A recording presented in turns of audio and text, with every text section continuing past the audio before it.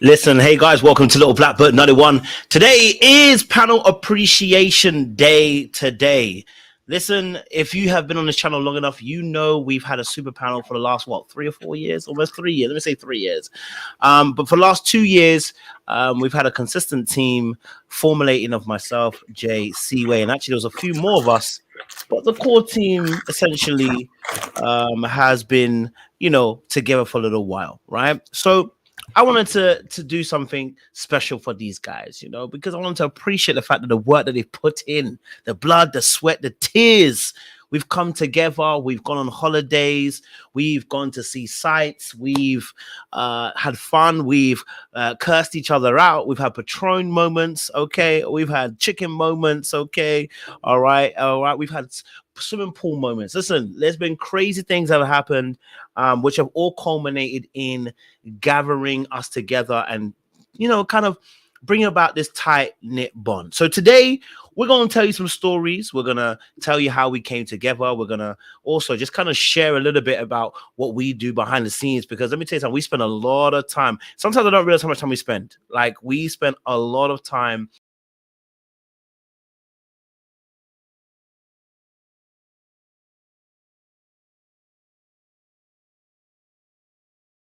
This is how we're going to get the night started. I need you to cut the crap. Get back up here, please.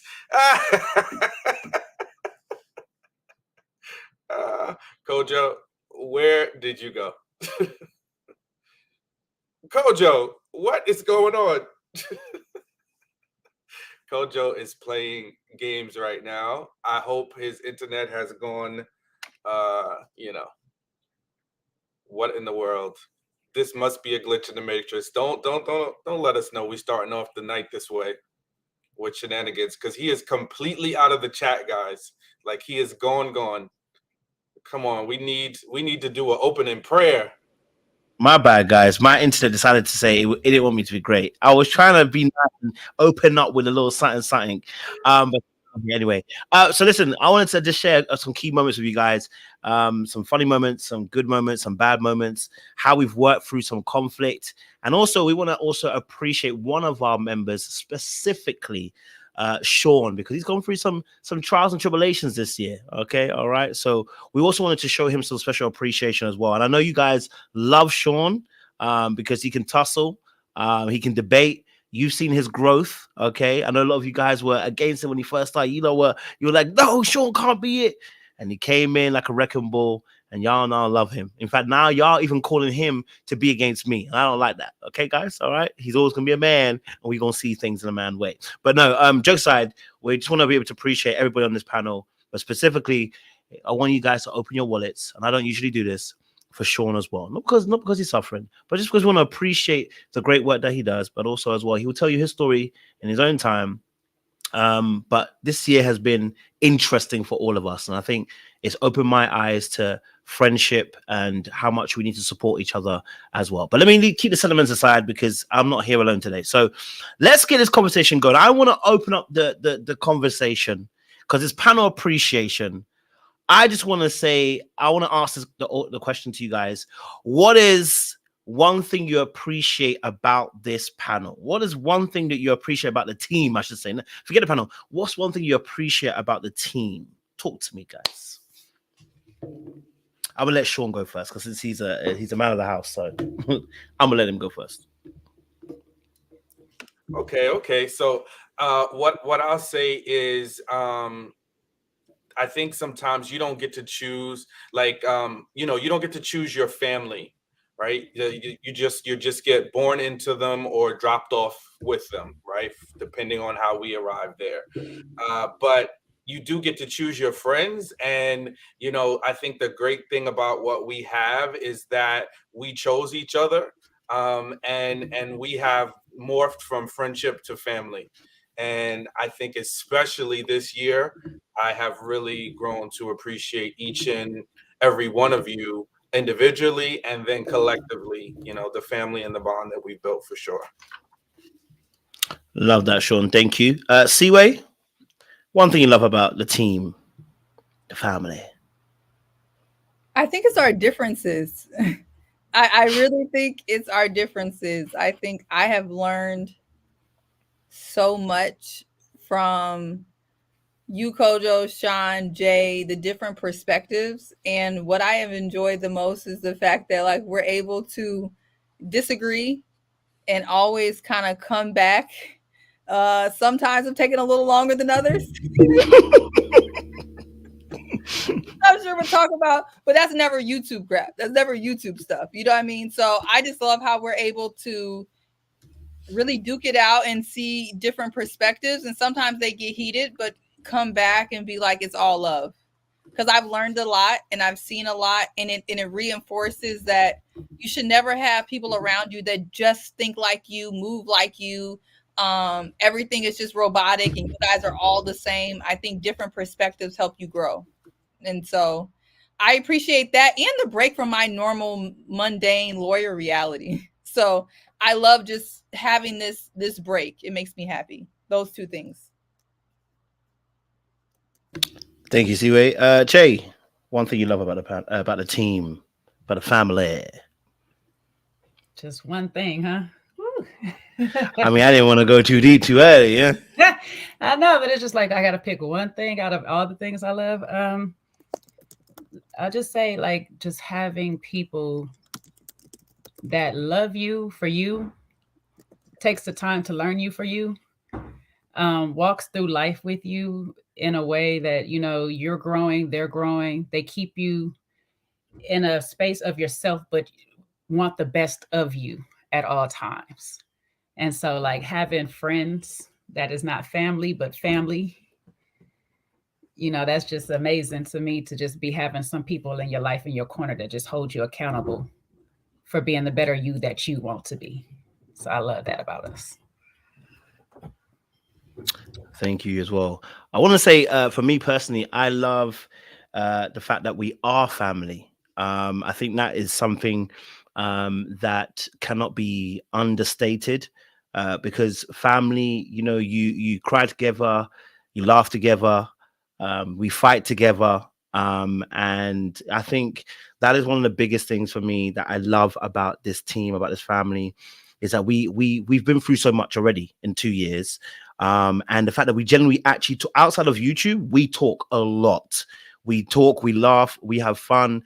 You know what I mean? We send each other memes, we become memes, you know. And so for me, it's like such an amazing family to be a part of. And I want to say that they may not know this, but at the time when because I had an original panel, then I had a second panel, which is these guys here. But when I had a second panel, I prayed about it. I said, Lord, help bring some new people who I would be closely knitted to, not just part of a team, but be closely knitted to, because I have an attachment issue, which is, you know, I tend to distance myself from people. So even with the first panel, I kind of distanced myself a little bit, and it was a team and it was me. We talked, but I was separate a little bit.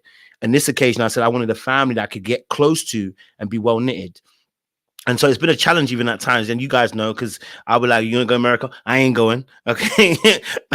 It don't matter. Okay. So, you know, there was a lot of time where it took a little bit of time for me to acclimatize. And at first, I didn't even join you guys actually that much for afterlives. Actually, at first, the afterlives that we used to do, I kind of separated myself, and I was like, no, okay, let me get into it. And then before I knew it, I'm in. And, you know, from there onwards, it's just like, it just takes off.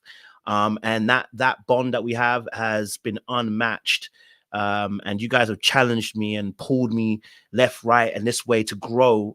And that's what I really appreciate about y'all guys, man. You lot are family, and I don't say that lightly. So if anyone's asking why it's these four, it's because of the amount of things we've gone through and the amount of conversations we've actually had and still have and are going to be having as well. To the fact that now we're even putting RTL people in.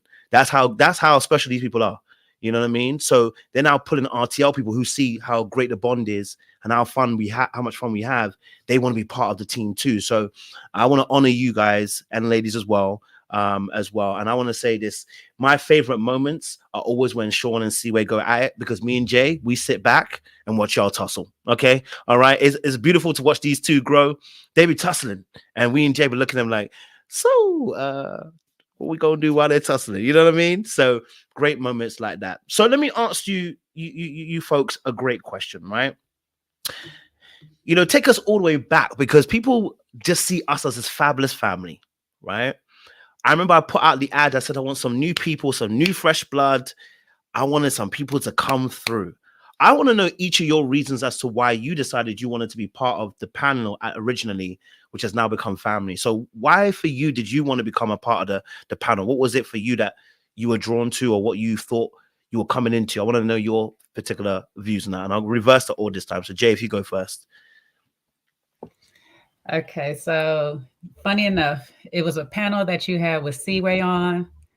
You had Shanae, Maria, Layla, and it was Ready to Love season. Okay, we're gonna say Houston season, because you know they go back and forth, but it was after the resort. And you guys was tussling. And I was just like, look at these beautiful Black people having educated conversation. I just love it so much, or whatever.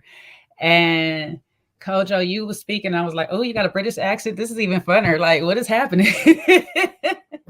I love me an accent, okay? And so I was just like, all right. So I was sitting there bored, just kind of listening. And I was like, y'all talking about some stuff. I really like this.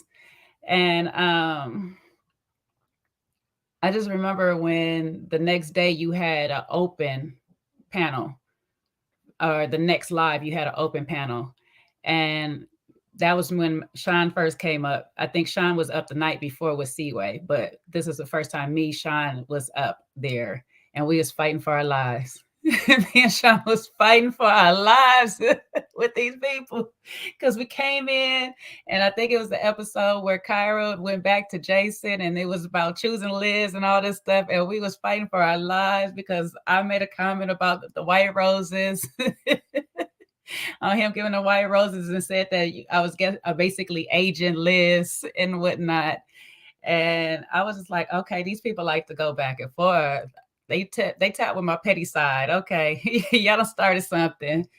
And shortly after, it was weird enough, you had a thing. You was like, I'm gonna start a second group, and you was doing it for maths. And the next season of Ready to Love to come up, and I was like, you know what, F it. Let me go ahead and audition, send in my tape.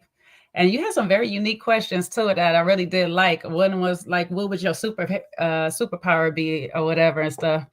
And I was just like, let me just give you the most unique answer of a superpower I'm gonna give you. See what happens. Sure enough, I got an email back. It was like, you're chosen.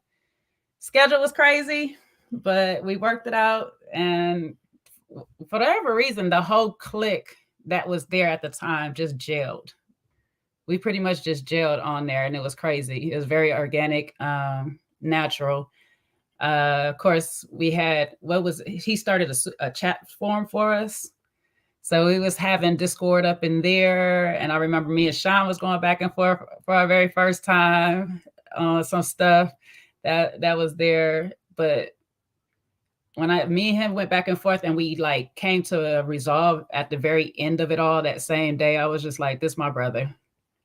This my brother right here. Because I can fuss and fight with him, but it'd be no hard feelings. We're going to figure it out. We'll get to a cassette. And we went from there and stuff. And I just know these two were like twins, Seaway and Shine. Them two are twins. That's what I named them. So they was close, and then like somehow I infiltrated their little family, and I took over like a big sis should. And yeah, Coach was there the whole time. We forced him. I'm sorry, y'all. We had to force him to come around because he wasn't messing with us at first. We was just in that little group chat. I really weren't. But yeah, I'll leave it from there. I appreciate it, Jay. And I really wasn't messing with them. That's the thing. I was like trying to be my avoidant self. So I appreciate y'all. Seaway, go for it. What was that drew you in? What made you come up? Because you and Sean and Jay, you guys, before you say it, let me just say this. Seaway, Sean, and Jay literally were fighting for their lives because the audience actually had the OGs, and they had so much love for them. And I remember I told you guys, don't worry, they will love them, but they will love you eventually. But you guys were fighting for your lives. Like I felt like at some time they wanted to drown you in the water. So y'all are special. Go for it, Seaway. Well, I think so. I first found your channel. I was like, who is this guy with a British accent and a bucket hat preaching? And me, it was like I couldn't stop coming back to hear whatever scripture you were gonna give. We pray for that Kojo back, right? But I always was coming to your channel originally for your scriptures and your in the bucket hat. Oh, you used to have some gems, and that was hard times. That was pandemic times. So that's what really got me. I was like, oh, he's anointed. Something about you from the screen. I was like, because I know when people are got some false prophets. So I felt it. So I felt your energy. I was like, okay, this guy's interesting. This is different. And then I started watching the Ready to Love, and you reviewed that as well. And I was like, okay, I'm just gonna start watching. And then like Jay said, you had your open panels. And during that time, it was just me and my fiance, and then the pandemic. And I was so social back then. So I really needed community, I think, because normal me, I don't think I would have ever joined a YouTube anything, because I was always out in the streets, out and about. But it was the pandemic and I needed community. And I was like, oh, this seems like a really great community to join. And, it would give me something to do, instead of, arguing with my fiance at the time, because it was just us in the small apartment. So I was like, okay, cool. And I joined. And then when we had the couple of the open panels, and I think something about people tearing me up in the comments, like Jay said, they ate me up. People were eating me up like the first couple of weeks. And I was just like, not true saying he hates my voice on Panel Appreciation Day. I won't say I'll block you today, because this is I'll block you instead. Thank you, Thank you. That's it's already done. Whoever they are on time. Bye bye. Bye bye. Time out. Together. Oh gosh, people try to get me out of character on a beautiful Sunday. Yeah, so I think people were really eating me up, and I think something about not giving up, not quitting, coming back and really voicing my opinion.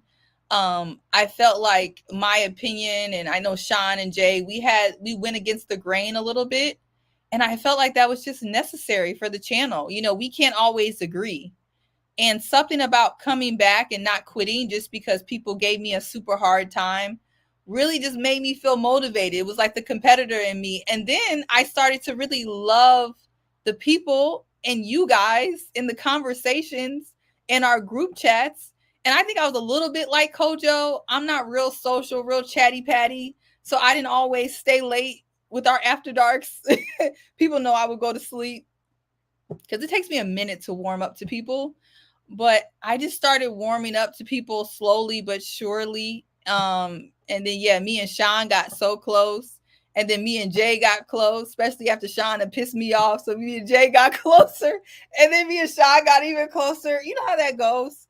And Kojo is just the way he defends us and stands up for us and includes us. And it's such a community. It's such a community. And it's just been a pleasure to be here and support Kojo's channel and spend time with you guys. And people always ask, like, you do this, like, you don't want your own channel, you don't want this and that. I'm just like, no, like, I do this for the love of this, like this part, like, this is like my happy place, because my real life is, my lawyer life is lawyerly, so to have y'all, and it's just been beautiful. It's been good vibes. So that's why. And it's been so great to have these conversations, as you say, conversations. I love the conversations, and it's all love. So, and I hope the rest of y'all don't hate my voice. You're muted. Oh, I said I love your voice, so don't worry about it. These people so evil on a Sunday. On this good Lord's Prayer Day. Sean, we just want to know, what drew you here, and what brought you to these waters? Yeah, so similar to everybody, it was the time of the pandemic, and then for me, it was a very interesting transition time, because I had just separated and was going through a divorce. with my now ex-wife. I had moved out of our house. I was newly single in my own apartment for the first time in years and years. So, it was lots of transition. So I was watching YouTube, and, I got I've always had a thing for reality TV, and wanted somebody to talk to it about. Sometimes it'd be my friends, and sometimes me and my ex-wife would chop it up on certain shows, but you would always dive deep. So your channel just kind of showed up on my YouTube feed, and I started watching it.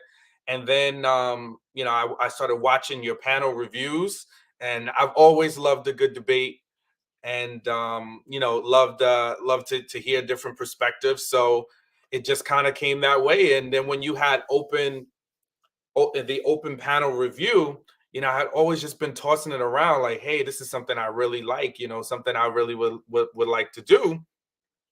And lo and behold, popped into your channel that one time, and it just kind of took off from there.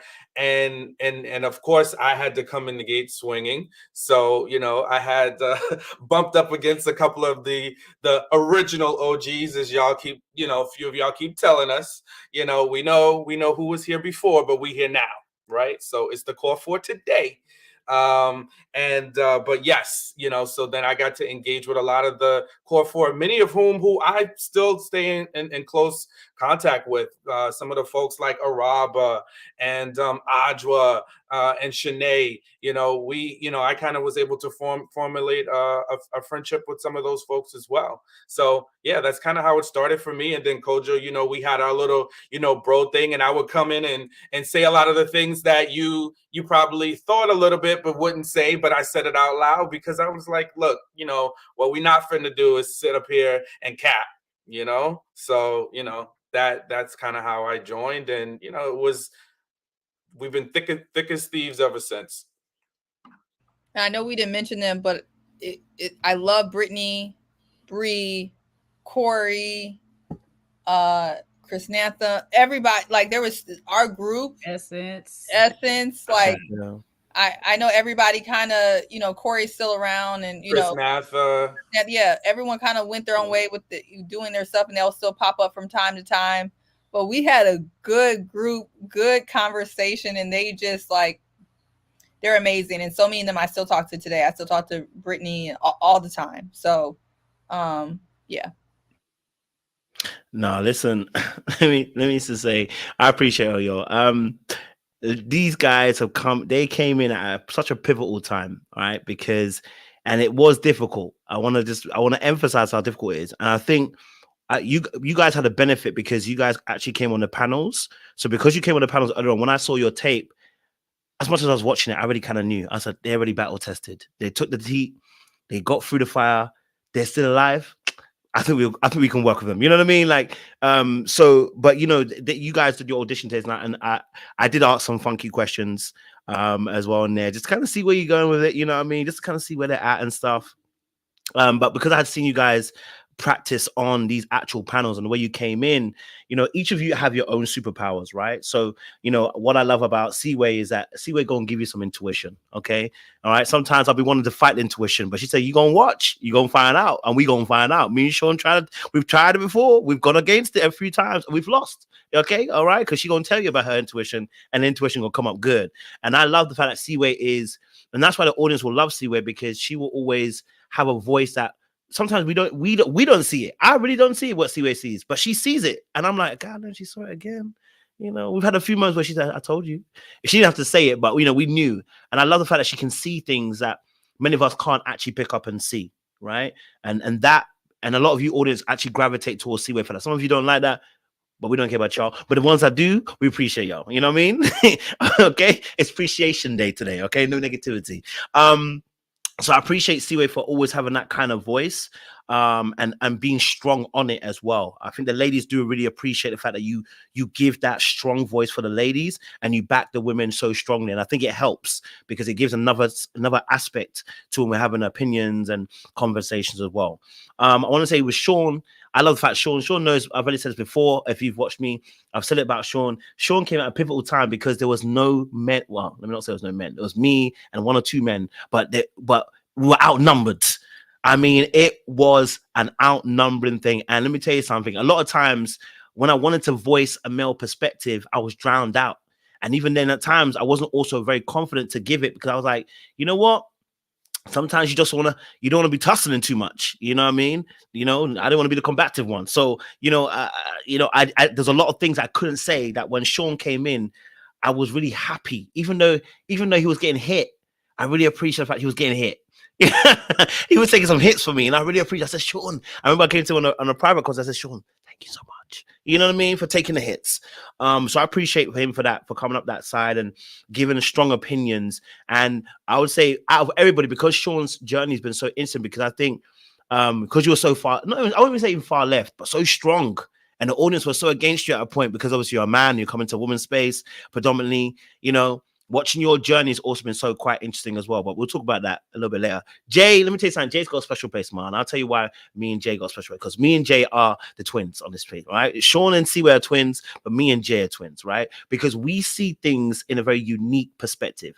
You always hear us say dark arts, but the dark arts is it's beautiful. It's an umbrella. But underneath the dark arts, what we have is the empathy and the empathic spirits. And when we get to talking, we touch on bases that really do hit home. And I love the fact when we have our one-to-ones, and we've had some of them as well, Jay, where we're talking about a subject or a TV show, it gets real deep to a place where I know that me and you were using it for therapy, because some of the things that come out of our mouths, I'm like, yeah, Jay, you know what? Since you said that, let me also share my heart about some of the dark things that happened to me too. So, I appreciate about that. So each person on this panel has got a super panel, and see what I said to you as well. Our one-to-ones also great as well, because when we have our one-to-ones, we get intellectual, we get deep. You know what I mean? Jay, when I get into it, I get the heartfelt one-to-ones. When I get with Sean, I get my brother. I finally get a man to man, and I get to be, a bit silly, sometimes a bit too silly. That's why I have to apologize to Ashley last time. But sometimes it gets you. But they all have their superpowers that bring just a collective, beautiful feel to the panel and to the family. And when they start telling some more stories about us when we've met outside, you're gonna find out some more of those stories. Let me ask this question, because obviously I said what drew you in and everything like that. Let me ask a question. When was your lowest point being part of the family? Look, Jay, see what you're looking at.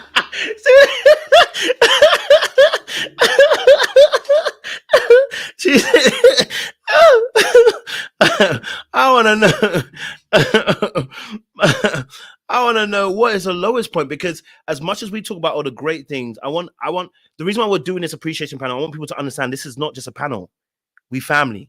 So it's actually different. If it was a panel, I wouldn't ask this question, but we're actually family. So we've gone through things. So I want to know what your lowest point is for you, what you've experienced, within the family. You know what I'm saying? Okay, within the family. So I want to know what your lowest point. Yes, Steve, she's opening her mic. Get to running. My lowest point, I'm going to try to tell this story without telling too much.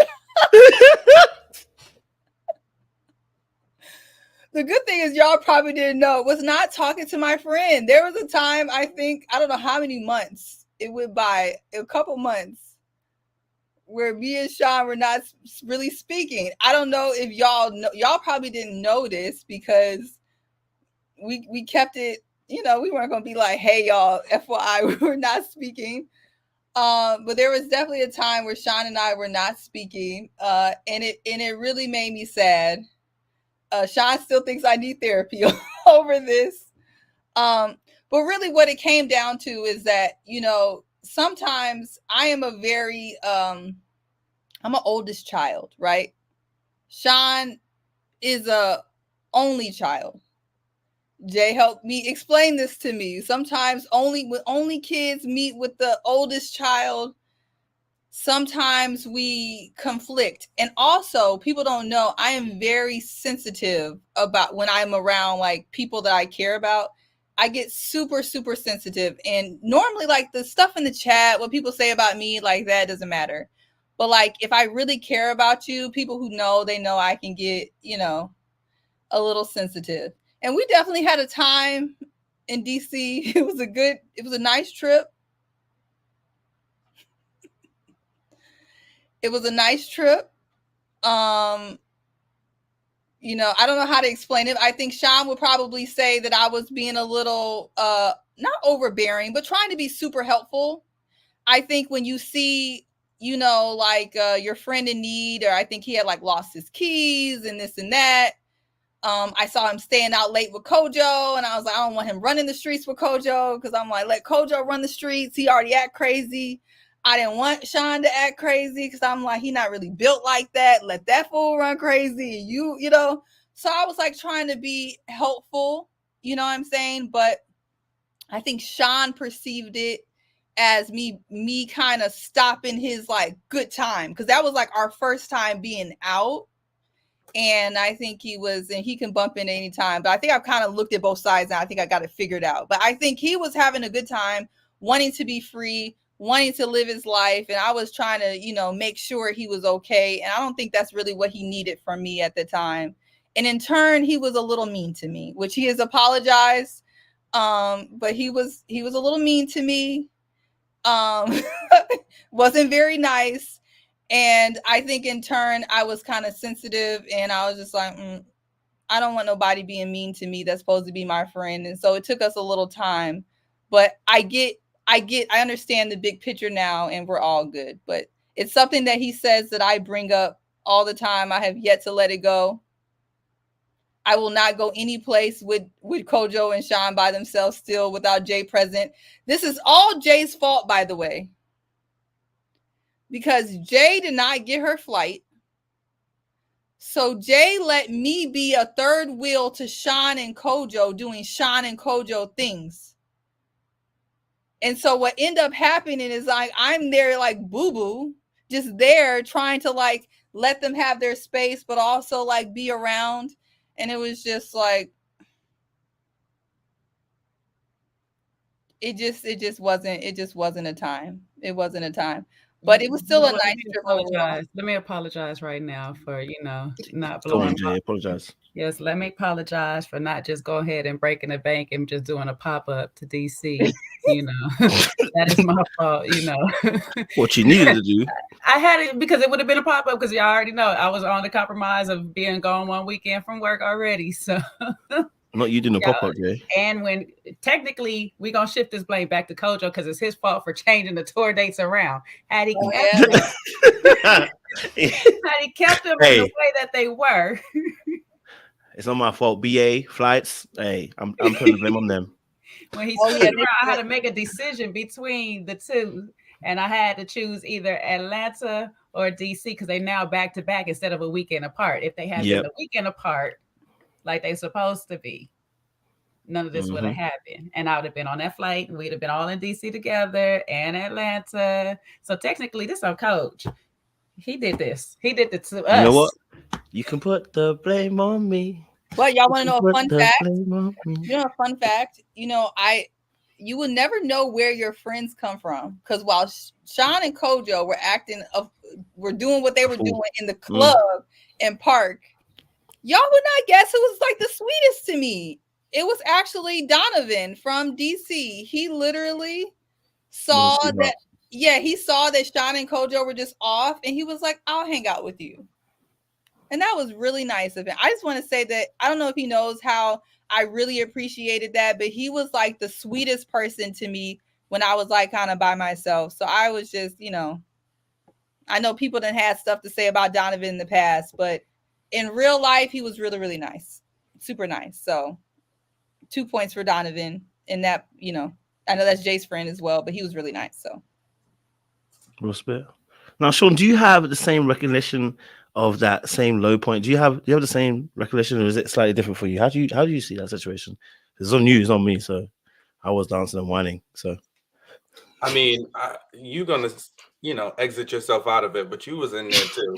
But I was the mouthpiece. That's how it usually runs with us, right?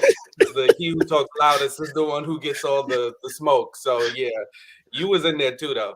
But nevertheless, listen, I think this is a great opportunity. We've had tons of conversations about this, tons of conversations about this. But, Seaway, I love you like cook food.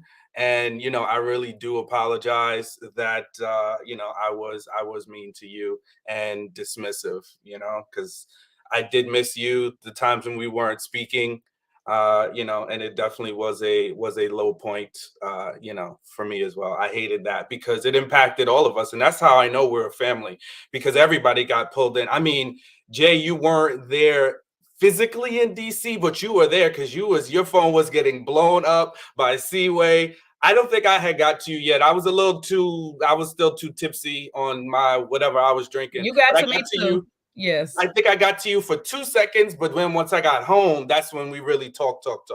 But your line was getting hit front, right, and center, you know. So and I think we all were just kind of trying to pull the pieces together to not have it be such a fractured thing, right? Because I remember in one key moment, and Seaway doesn't know about this, but I was hot.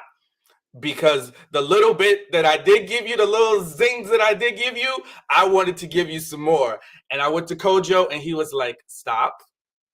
He was like, you're going to say things that you're going to regret and you are not thinking clearly. You guys just need to have a conversation later. Don't say anything else. So that just sent me to, you know, I just was like, yeah, you know, and as he was talking, I could see this makes sense. I'm like, because in theory, exactly what you said, Seaway, was transpiring. It was two people who have very strong opinions and saw the situation very much in their own way and wanted to do what they wanted to do, or so saw the you know, outcome the way they saw it. And you know, I just regret that it happened. If I could spin the clock, you know, and go back in time, I would have, you know, handled it totally different and not, you know, had remarks to you, you know, for you, the ones that I did, and not be dismissive, you know. And before anybody kind of draws conclusions, I was just, you know, we talk a lot about these Scorpio traits. I got a little stinger, and I could be rude and dismissive without saying a lot, but with getting my point across and kind of hurting somebody's feelings. And it just was totally unnecessary and not how you should treat anybody that you have care for. So yeah, no, that is totally how I felt about it. And I'm glad that we all got together, you know, collectively and said, let's just kind of end this. You know, Seaway was great in that she, you know, heard me out, listened, and heard what I had to say, and also was accepting of my apology. And we just had to have continuous conversations to rebuild. And the same for, you know, everybody else, whether it was Jay getting involved, Kojo, and anybody else that, you know, kind of was a third party that observed and helped us to kind of mend fences and get back on the same page. Because I can be pretty stubborn. You know, I might apologize, but I'll be like, okay, well, you can be mad over there. But, you know, I really realized the sort of value in the friendship that we had and just wanted it to get back to a better place. So Felicia said you left me in the DC alley. Might as well had. might as well had. Yeah, I can't even lie. You're not too wrong. You ain't too right, but you're not too wrong. Yo, listen, I think let me also, you know, I won't leave Sean on the limb, and I won't leave Seaway out there too. You know, I probably didn't help. I didn't help as much. Although I calmed you down, Sean, I wasn't also helping because I didn't bridge the gap between the two of them. You know what I mean? I was seeing two people fighting and I was just like, they're fighting, and all I want to do is wind my hips. This ain't the time. I just want to wind my hips. And I think I went away as well at one point. I think I ran away. I ran downstairs and wind my hips. Okay, so you know, so I didn't help the situation either. So you know, I apologize, Seaway, because you know what, in that moment, it would have been better to try and help both of you kind of mend the situation, even if it doesn't mean talking at that precise moment. I could have done a better job of, you know, just kind of mending the team, because it's a brother and sister fighting in that moment, right? They have two different perspectives, you know, and I didn't see your perspective. I was just seeing wine hips. You know what I mean? All I was thinking about was, I just want to wind my hips. Why are these guys arguing? I want to wind my hips. And so, you know, at that point, I avoided the situation. So I kind of left you out on a limb. So I apologize as well. You know, as a brother, that's not what we want to do to our sister as well, you know? And so, you know, as Sean is saying his piece, you know, I do apologize as well. So, and that's what I give credit to Jay for, because there's a lot of times when people are tussling, the people who are listening, they try to throw more gasoline on it than they do trying to fix it. And I think when Jay is actually the one who kind of helped me understand, it was like, I think although you were trying to be helpful, that may not have been the space that he was in to receive that help. So it came off as this. And when I tell you, for me, I'm usually pretty perceptive. That didn't even cross my mind. I'm like, oh, is that, I had no idea what the issue was. And I think that was really helpful. I was like, wow, okay. Well, now, now I get it. And that was helpful. I think sometimes you don't even have that perspective. And once you gain perspective, you can get understanding, and you don't have to like it, but you can at least understand where people are coming from. And I do agree. So Sagittarius, so they get on me all the time. I say very blunt things, but never when I'm mad. When I'm actually mad, I don't say anything to like hurt anybody. And so that's why I get real sensy, when you get the Scorpio, like I don't actually say anything. Like when I'm actually, Jay just saw it. When I'm actually like upset or something's going on, I get real kind of quiet. I'm like, oh, I don't see anything. I'm like, see no evil. I say nothing because I'm like really thinking about what I need to say next. So, everyone's different. But I think we learned a lot. So we did. Jay, we haven't heard from you. How did you, because you were the party that was not there, but you got to hear both sides of the story in full spectrum at the time and after the time. So you got it all.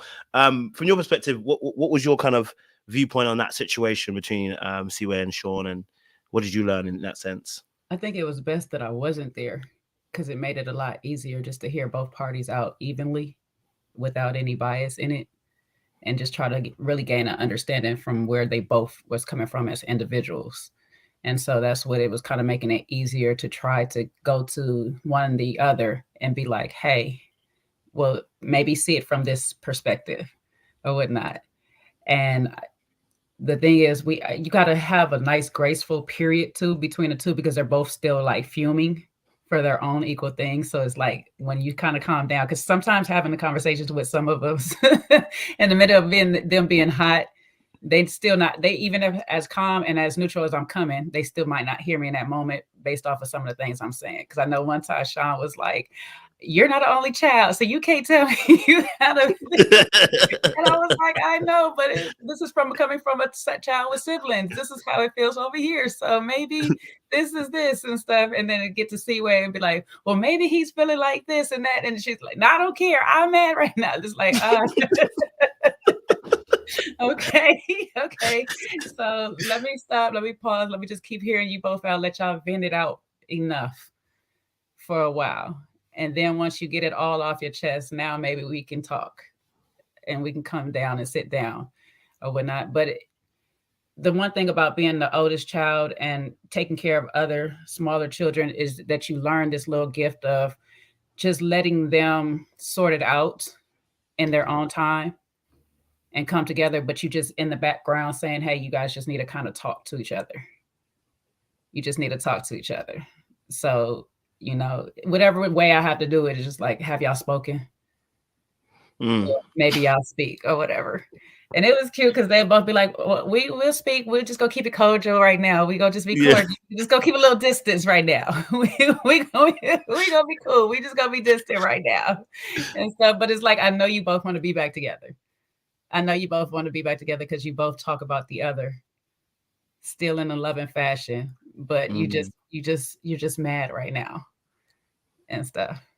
So, but I'm glad we're here because now we've been able to take more trips together, just not to DC. You touched my heart. We were in DC. We were literally in DC in July. We went back. We went back. We recreated it, and guess who wasn't there again? Jay. And guess what? We lived to tell the story. And this time it was Kojo acting a fool jumping out my car in the middle of the DC street. Hey, these people were late. I was happy to see was y'all two for once. I had Brittany, so I still ain't coming. Yeah, she made sure she came with some. You can't fool me twice. We can have all the forgiveness. I still wasn't coming back to DC, just me, Kojo, and Sean. No. And Mark was there too. Mark. I told Mark, I said, I ain't doing that again.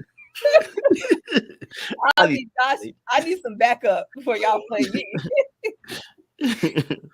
Oh my gosh. I mean, listen, look, I think it's a great, I mean, if people could see it in real time, it was a great advertisement because generally, you know, it was tough for you two, right? Going through that phase, you know, they talk about storming, norming, whatever for groups, whatever, right? But I think it's especially tough because, and I think me and Sean had loads of conversations as well. You know, I know you two wanted to be friends again, right?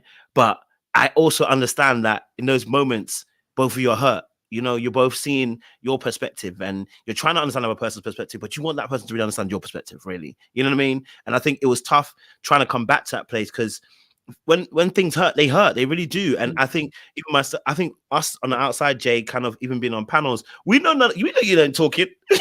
We know you're not talking. They don't know, but we know you're not talking. And I think I felt bad that you guys weren't talking. Because I know that you two are like two buddies in the two peas in the pod. Like you two, although you guys always tussle, you two are also very much alike in the way that you have strong opinions and you know you fight for people and stuff. So it was heartbreaking to see. But I knew you were gonna come back. But it was a question of when. So I want to ask a question for you yourself and Sean. Coming back to that place where you guys rekindle the friendship again, because it's very difficult to come back to that place where you guys can feel like, okay, we can be cool again kind of thing. I want to know your kind of perspective and journey in getting back to that place and what it was like for you on that perspective. I think people can learn a lot from, you know, mending back that friendship, you know, and not quitting and saying, you know what, F you, I don't need your ass. And I'm sure you probably said that once or twice to yourselves, but we'd love to know your journey and getting back to that place where you guys can be friends as well. I think because I'm not a grudge holder by nature, it's harder for me to hold a grudge than it is for me not to. I also think it was helpful that I felt like over time there was full acknowledgement of my feelings. Like I don't feel like I wasn't heard in the beginning, yeah, but like towards where things start changing, I don't feel like I wasn't heard or seen, you know, like I don't, you know, I think that helps because if you're still trying to fight for your position and fight for your point and you feel like there's no actual resolve, then it's hard to move forward. But like Sean just apologized. He's apologized 5 billion times before. It's taking me just incremental, you know, it's just like little baby steps. And I think slowly but surely we just start back talking like we, you know, did before. I also feel like Sean kind of got out of the whatever be outside version he was on in DC. Maybe the post-divorce version of I'm outside.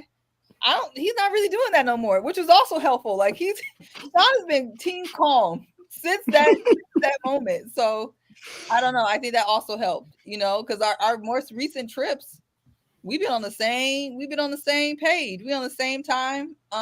Even me, that's crazy. Right. And I think that's what throws people off. Sometimes you have expectations of people that you shouldn't put on them. Because in my head, I knew you were going to be outside, Kojo. But I didn't think, I was thinking me and Sean were going to be more aligned to like, okay, we go to the club and we'll come back at 1. Right? Y'all want to be in bed already. I'm like, no, we going to 4 to 5. She wanted her twin to be on her same page. Exactly. And her twin was out being a boy. He was out being a man. Why are you out? They're trying to go to sleep. Like, go home. I'm like, we're the grown ones. We need to go home. So yeah, now Sean at least come home at like 2. You know, we go out, we all be back at 2. We ain't running the streets at 5 o'clock in the morning. So he just leaving you. He dropping you off and going. Well, we do it before you get there because in Houston, we set it out for 7 a.m. But we did that the day before you got there. Right. Yeah, he either dropping you off real quick. You going to sleep. Right. And then the next day, You y'all up? had me You out. up? Okay, we hit you. You up? Yeah, we You up? did. Yeah, I'm up. Then All we right. dragged you out to 5, I Seaway. was She so sleep. annoyed. Good, let's go. We was dragged her so out, and she was lifeless body. We appreciate you, Seaway, for coming out late. Sleep. She was like, "We ain't doing this past 2 because my time has got to go." She said, "I ain't trying to do I'm past gonna 2." stop fooling with them because I need to be in bed. This is too much. So Yeah. Yes, go for it, Sean. Yeah, no, I was gonna say too, just to add context to this, right? Like, think about this. We had been like talking almost every day on YouTube, StreamYard, on our phones or what all the different areas. Then prior to this trip jumping off, we planned together with Koja, the 4 of us planned, and I think that is going back just slightly is what cemented us, because we had together said, Code, you got to come to the US and we have to do this tour. And I think that is one of the things that really cemented us together, because if anybody remembers Kojo back then, he was like, I'm not coming to the US, maybe visit, but not really.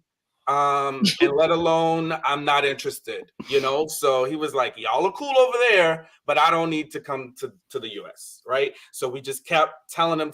And then obviously it spun off into, getting everybody in the community involved.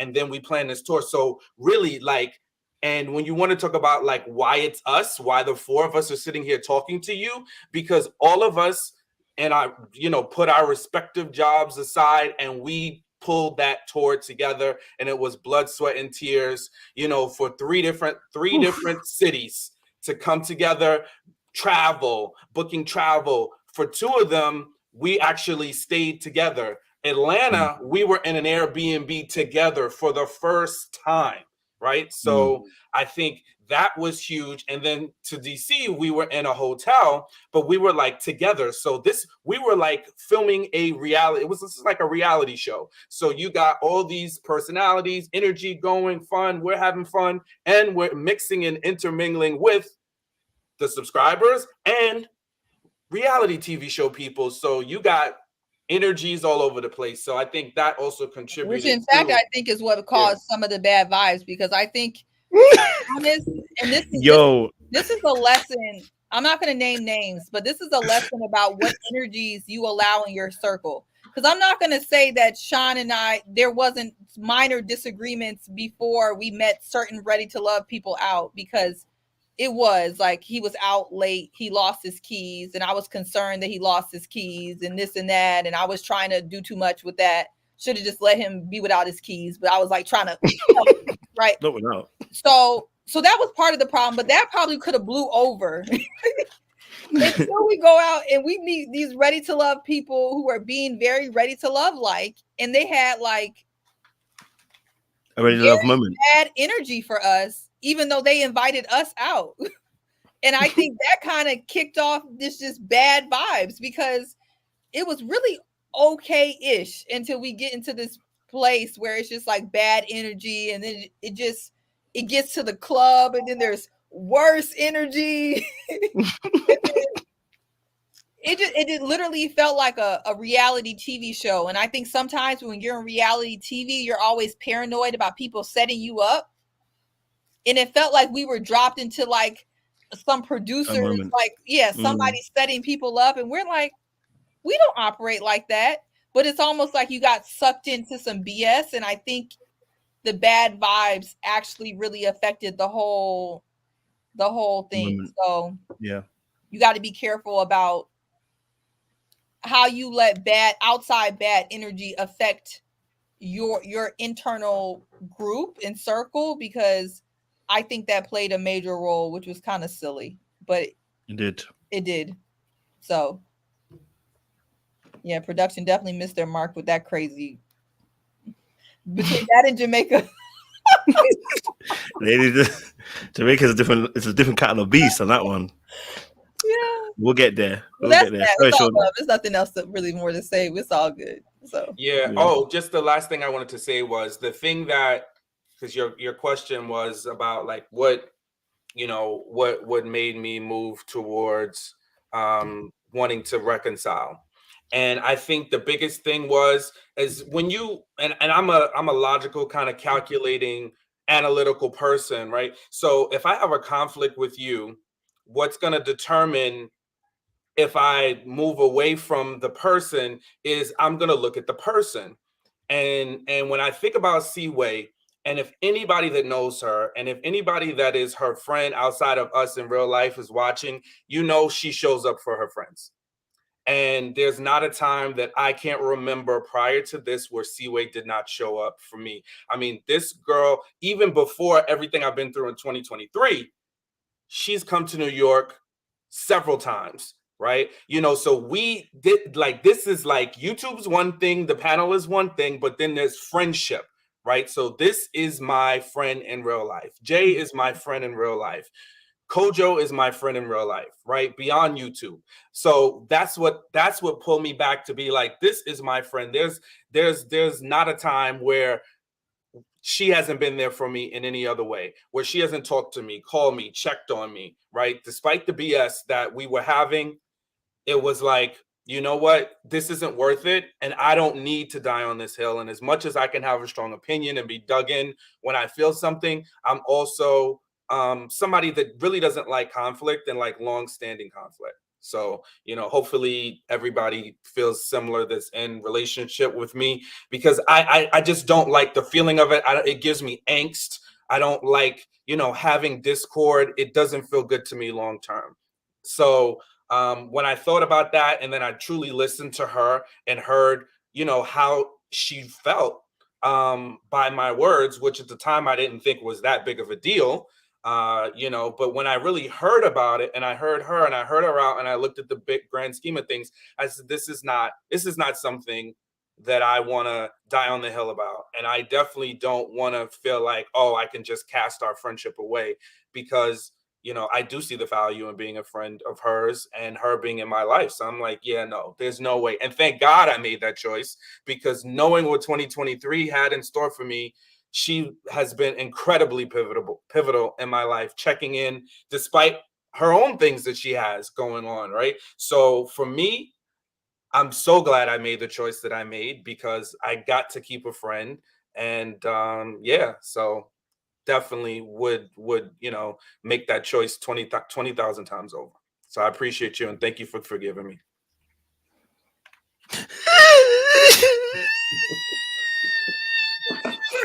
My baby, so emo. He's so emo, y'all.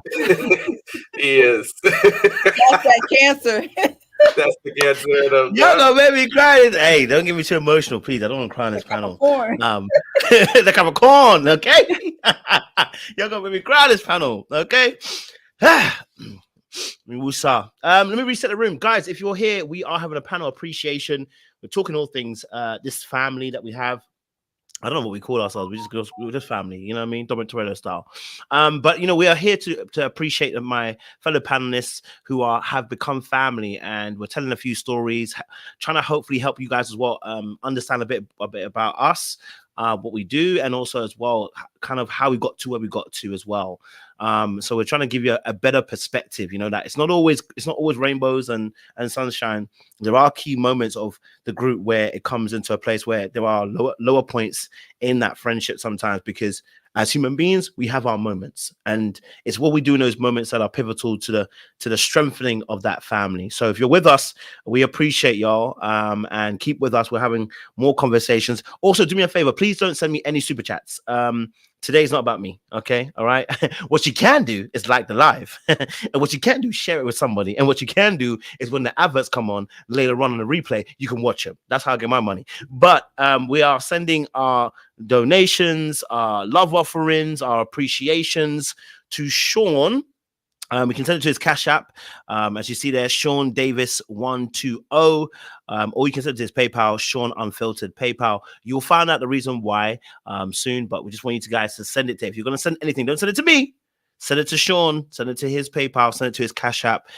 We appreciate you guys for supporting as well. Now, Jay, obviously, you know, Sean and Seaway had their low moment, and it was a powerful reconciliation that brought about this even strengthening more of the friendship. But for you, what would you say is your lowest point of being part of the family for you. I wonder if it's a chicken shop, because that chicken shop will always do me. But I want to know your lowest point. That was one of my strongest points, baby. No, my strong point. Don't play with The me. gulag. Don't play with me when I'm hungry. No. Nah. Since this is Sean's day.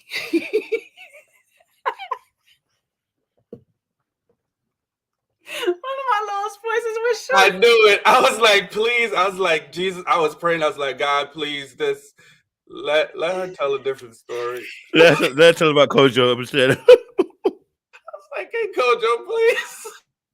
I haven't fell out with nobody else though. It's only me. Not me being the common denominator.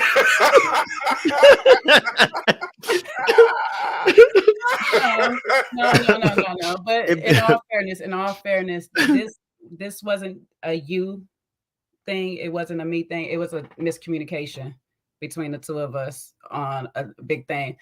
So to rewind and snowball from my side of things, mind y'all, I'm gonna factor in this because when I look back on it, I probably was having the after effects of the DC trip that I wasn't on, that went awry. Because this all, me and Sean's fallout took place sometime after. So I was probably in my big sister, keep protection of a little sis. And Sean is technically the big brother, but I play big sister all the time. So it's like me keeping him in check to keep little sister protected and stuff like that. So I might have had some of these emotions rolling around in the background, but I was trolling. I would not. However, in my trolling of the men's panel, yes, it was trolling of the men's panel. And my trolling of the men's panel, as I often do, I think I had picked on Sean one too many times. And so some comments that weren't for him, he took it for him or whatnot. Yeah.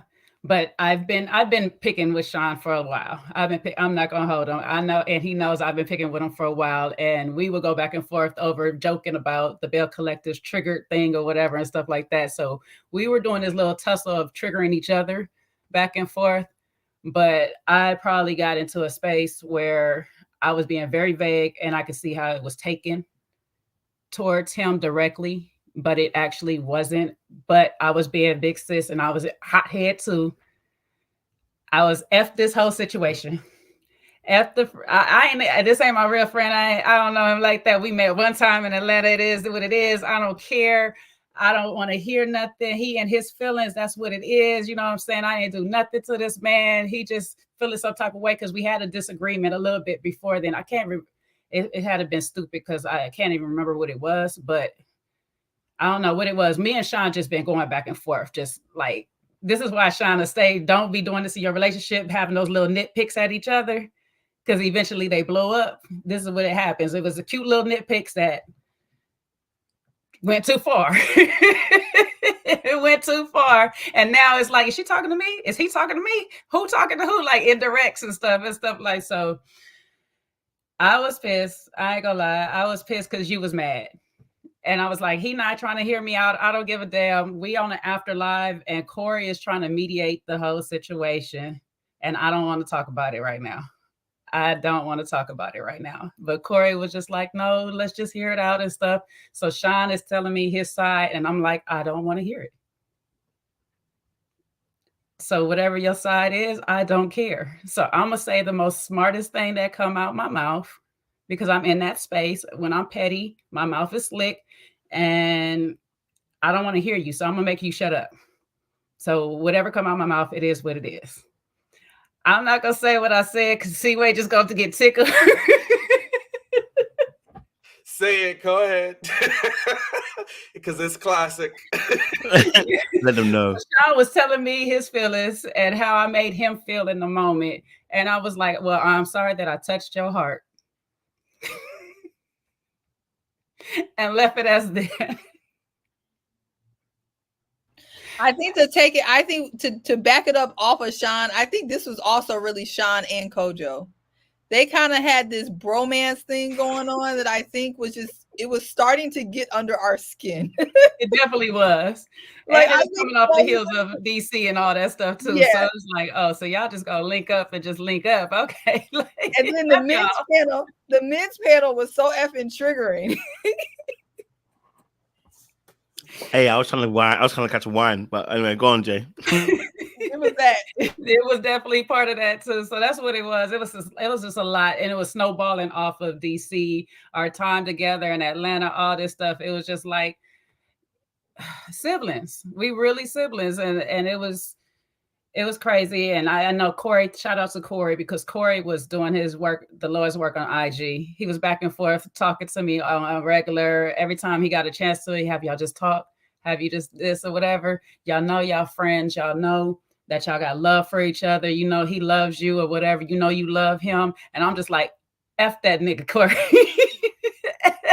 F him, okay? Shoot, if he was my friend, he knew I didn't say that to him and whoop, whoop, whoop, and this, that, and the third.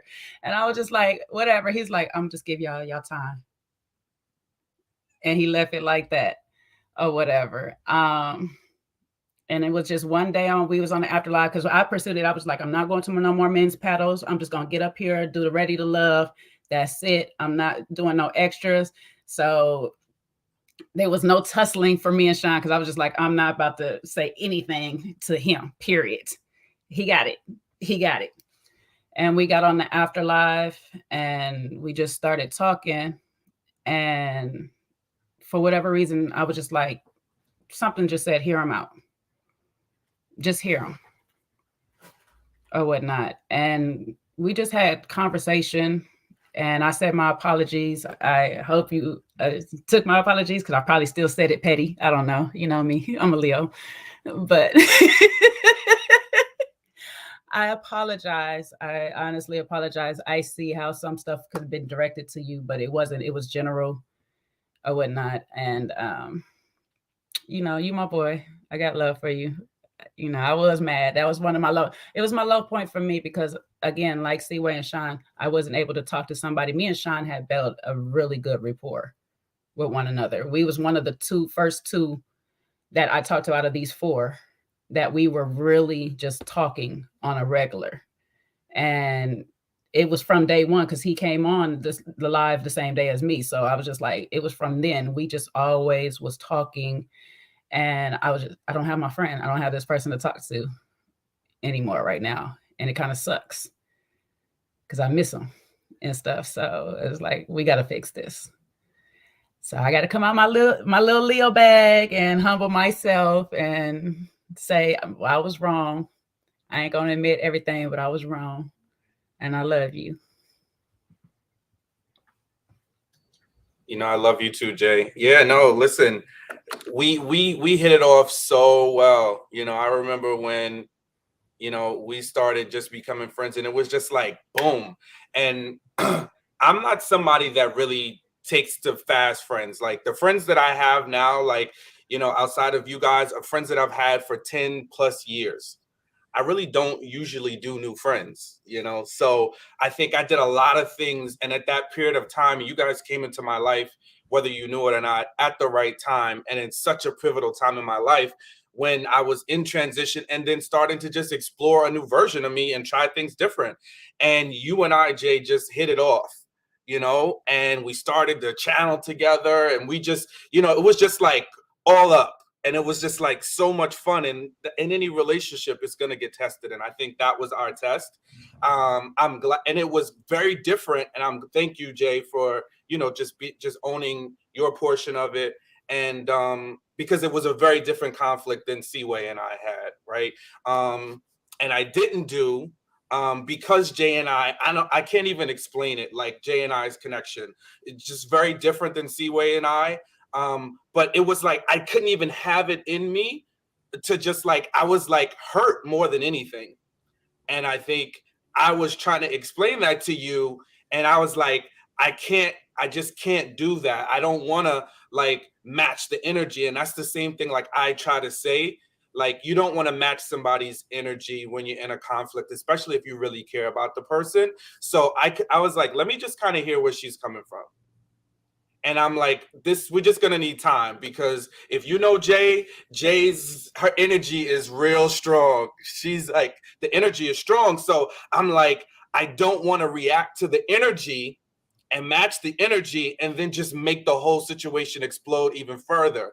But what I will do is back up off it, because I'm not that good, you know, and I think we both just kind of respected each other's space a little, you know, and then I think we just eventually came together. And just like she said, Corey, you know, was in the background trying to, you know, I know Seaway was advocating. She was like, you know, listen, come on, let's not fall apart. And then I'm sure y'all were venting too, like, yeah, listen, we sick of them in this men's panel anyway, because this was the height of the time. Everybody was sick of the men's panel, and we were not having it because we wanted to have a voice, and there was some issues that we felt very strongly about. And it was like, you just got to let us say it the way we want to say it, and you just got to hear us the way we want to be heard. So it was just it was just like such an intense time. But, you know, listen, it happened. You know, you definitely came back and we had a conversation, but the touch my heart moment, I was like, okay. Now you got me with that. I can always appreciate when somebody comes with a good one-liner, and that was a good one-liner, and I appreciate it because she did touch my heart, because it was true.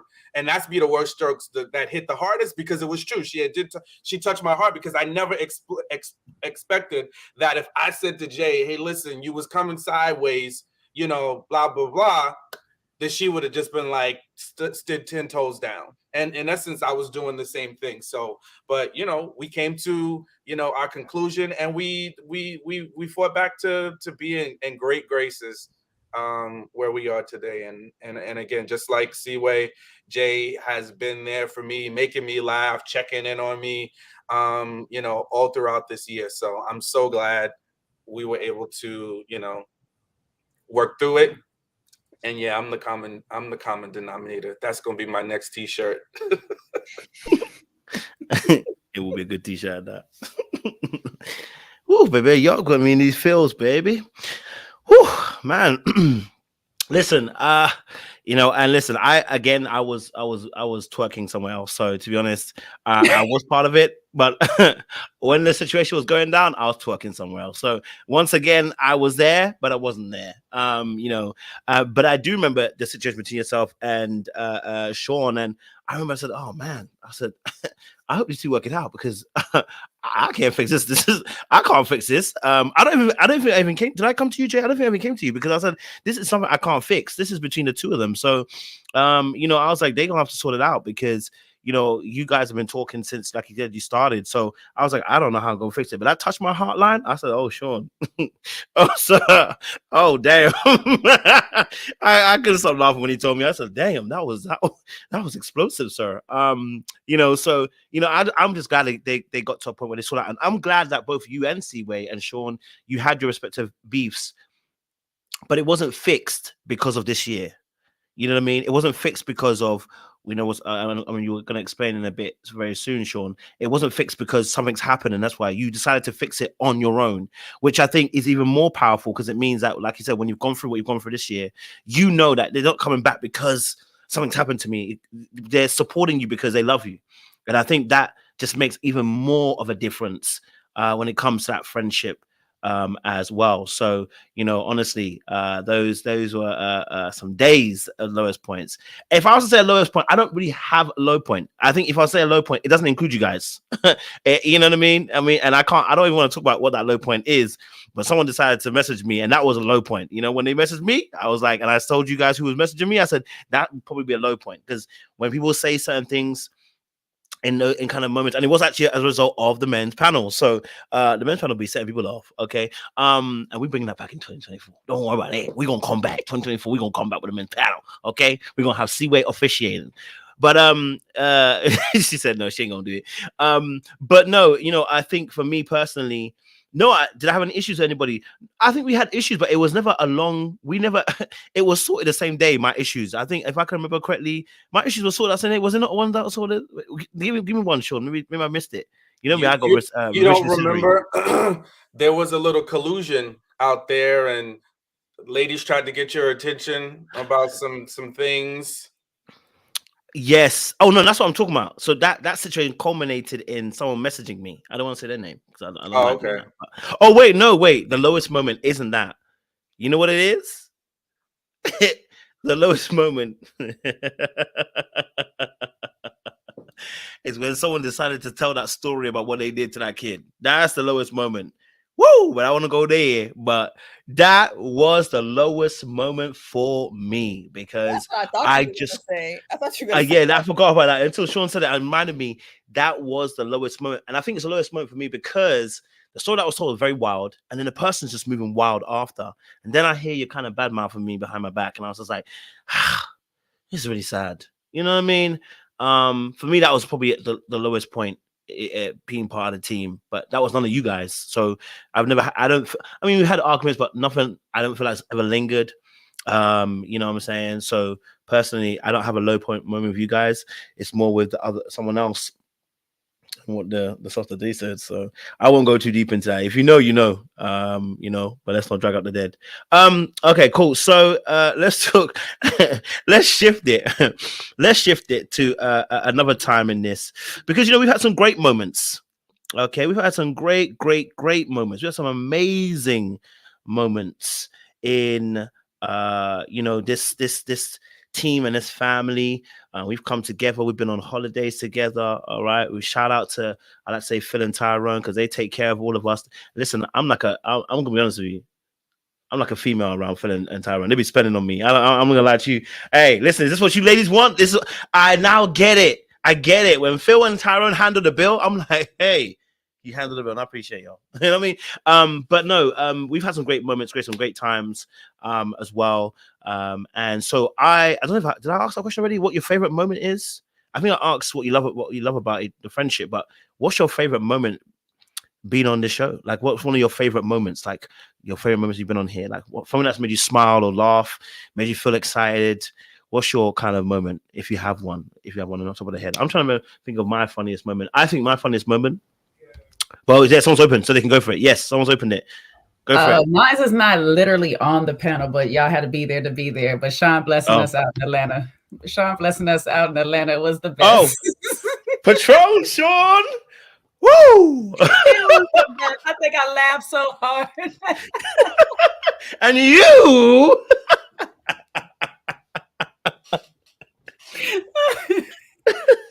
Sean is the entertainment. I'm sorry. If this was a reality TV show, Sean would keep us all going on.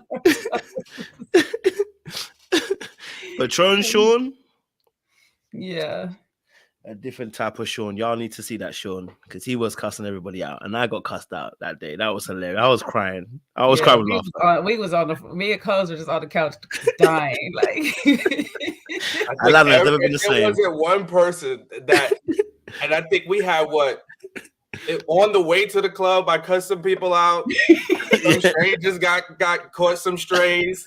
Onu caught a stray. Onu caught a stray. Oh my gosh, Onu! If you're out there watching, he was probably the only person I literally had to apologize to because. But then he blamed me. Jesus. Johnson, let me take the fall for you. Jesus Christmas. No, this is a good cuss out. Yeah, that's why I said he blessed us out. He didn't cuss us out. It was really all in good fun. It was good fun. If y'all, those that haven't caught a glimpse of my personality, like I like to have fun, but I can play the dozens. We gonna cut jokes. We gonna make fun of each other. Me and Jay, we like to redo scenarios and react them out, and we just could go hours on one joke alone. But I think this all started because we were and again, we could thank Phil because Phil, if is anything, and we love Phil. Phil is like the honorary cousin to our panel. Whenever he's around, he's gonna bring a good time. And if you know anything about Phil wants a table. We're talking about Phil from DC, Phil G from DC, from the DC Ready to Love cast. So we got to this club in Atlanta and it was packed and we were there towards the end, but Phil was like, you know what? It's crowded. We don't have a place to stand. Do y'all want to buy a table? So I think Seaway, myself and I and Kojo always, is like, well, I don't drink, so if y'all want to buy a table, you can buy a table. So he's always not involved. Jay was like, listen, Jay's always, whatever y'all settle on, I'm good. So that was her attitude as well. So we got there. So we ordered whatever we were drinking, one large bottle of Patron and maybe vodka, whatever the heck else bottles we had on the table. But it was so quick. Like, we were literally, the club was closing in an hour and we just got 2 bottles for like 6 people. So we hadn't finished them. So it comes close to the end of the night and the waitress starts collecting our bottles, but the bottle had like half a Patron left in it. So Jay and I looked at each other and we're like, well, what are we going to do? Because we just spent hundreds of dollars. So we're not wasting this money. So Jay was sensible. She was like, all right, I'll help you. I'll help you. We tried to pass some drinks around to other people. The time was ticking. We're not going to put Seaway in that position because you don't want tequila, Seaway. That's just, it's not what you want. So I just took the hit for the team. I have a high tolerance, but it's going to come out. So I was just, So by the end of the night, my mouth was on 20.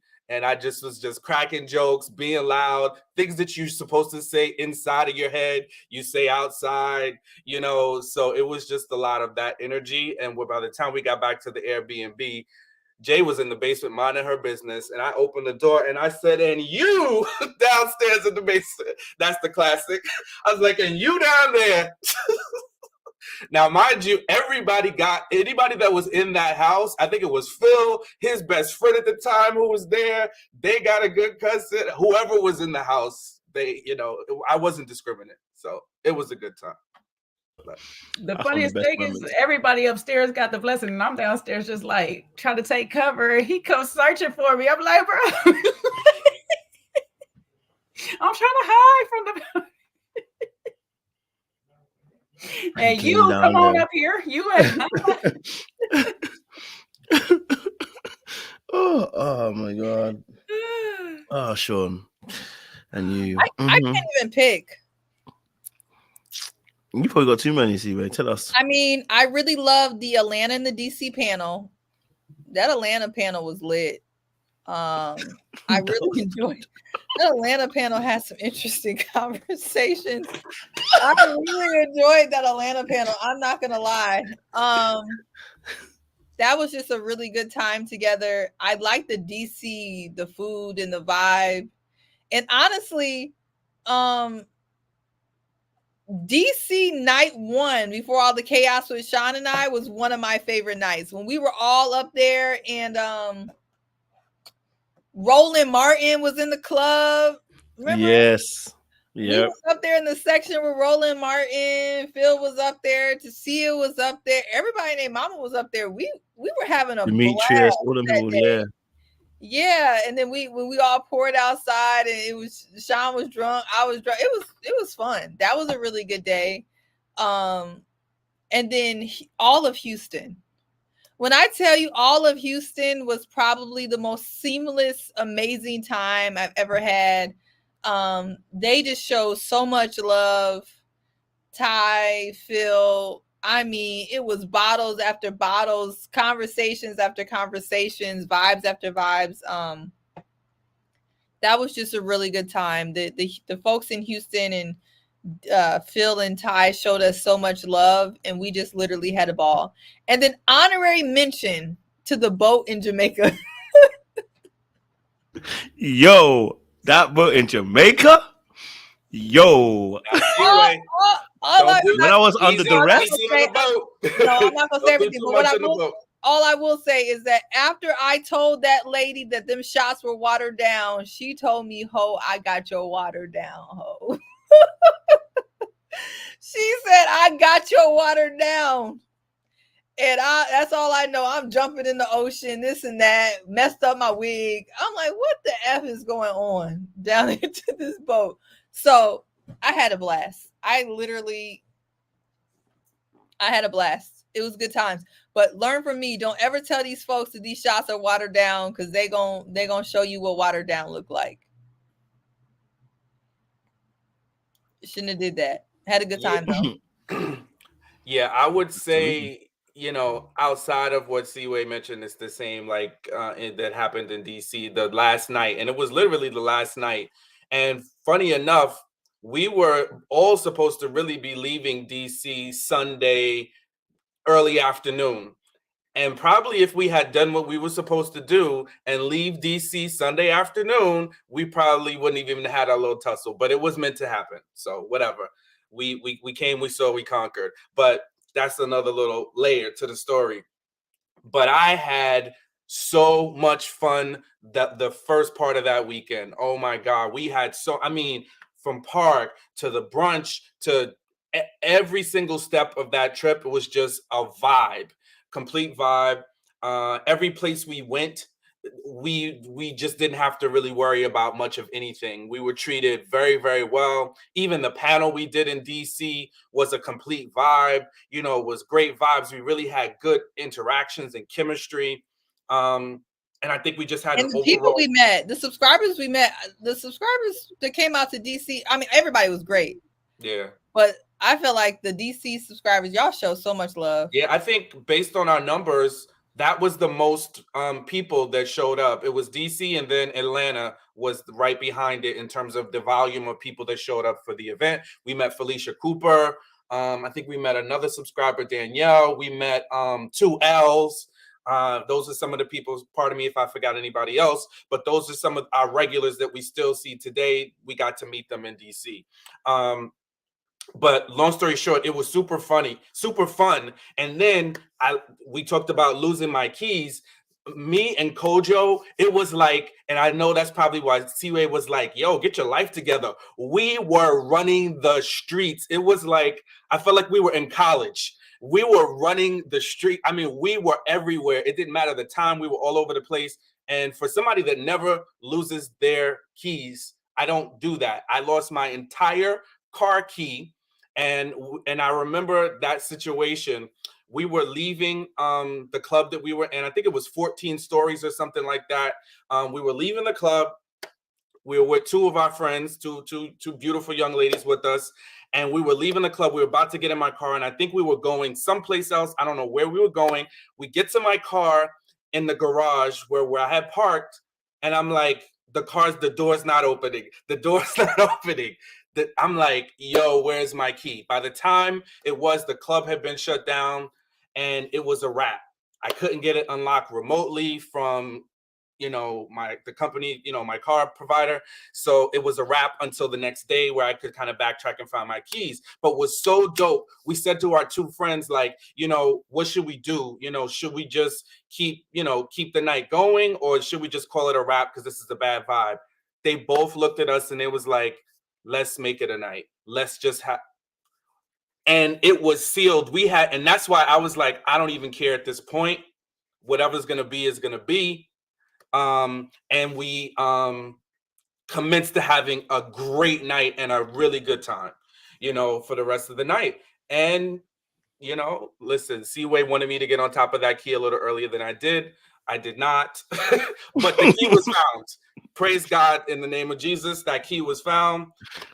We tracked down the security guard the next morning, afternoon, or whatever. And the security guard was like, is this your key? He had the key in it was like the angels came down and dropped that key. He was like, is this you? Is this your key? And I was like, yep, that's it. Kojo handed him, I don't know, it was 25, 40, 50 bucks, whatever it was. And we were like back off in our Uber and back on to the rest of the night of the town.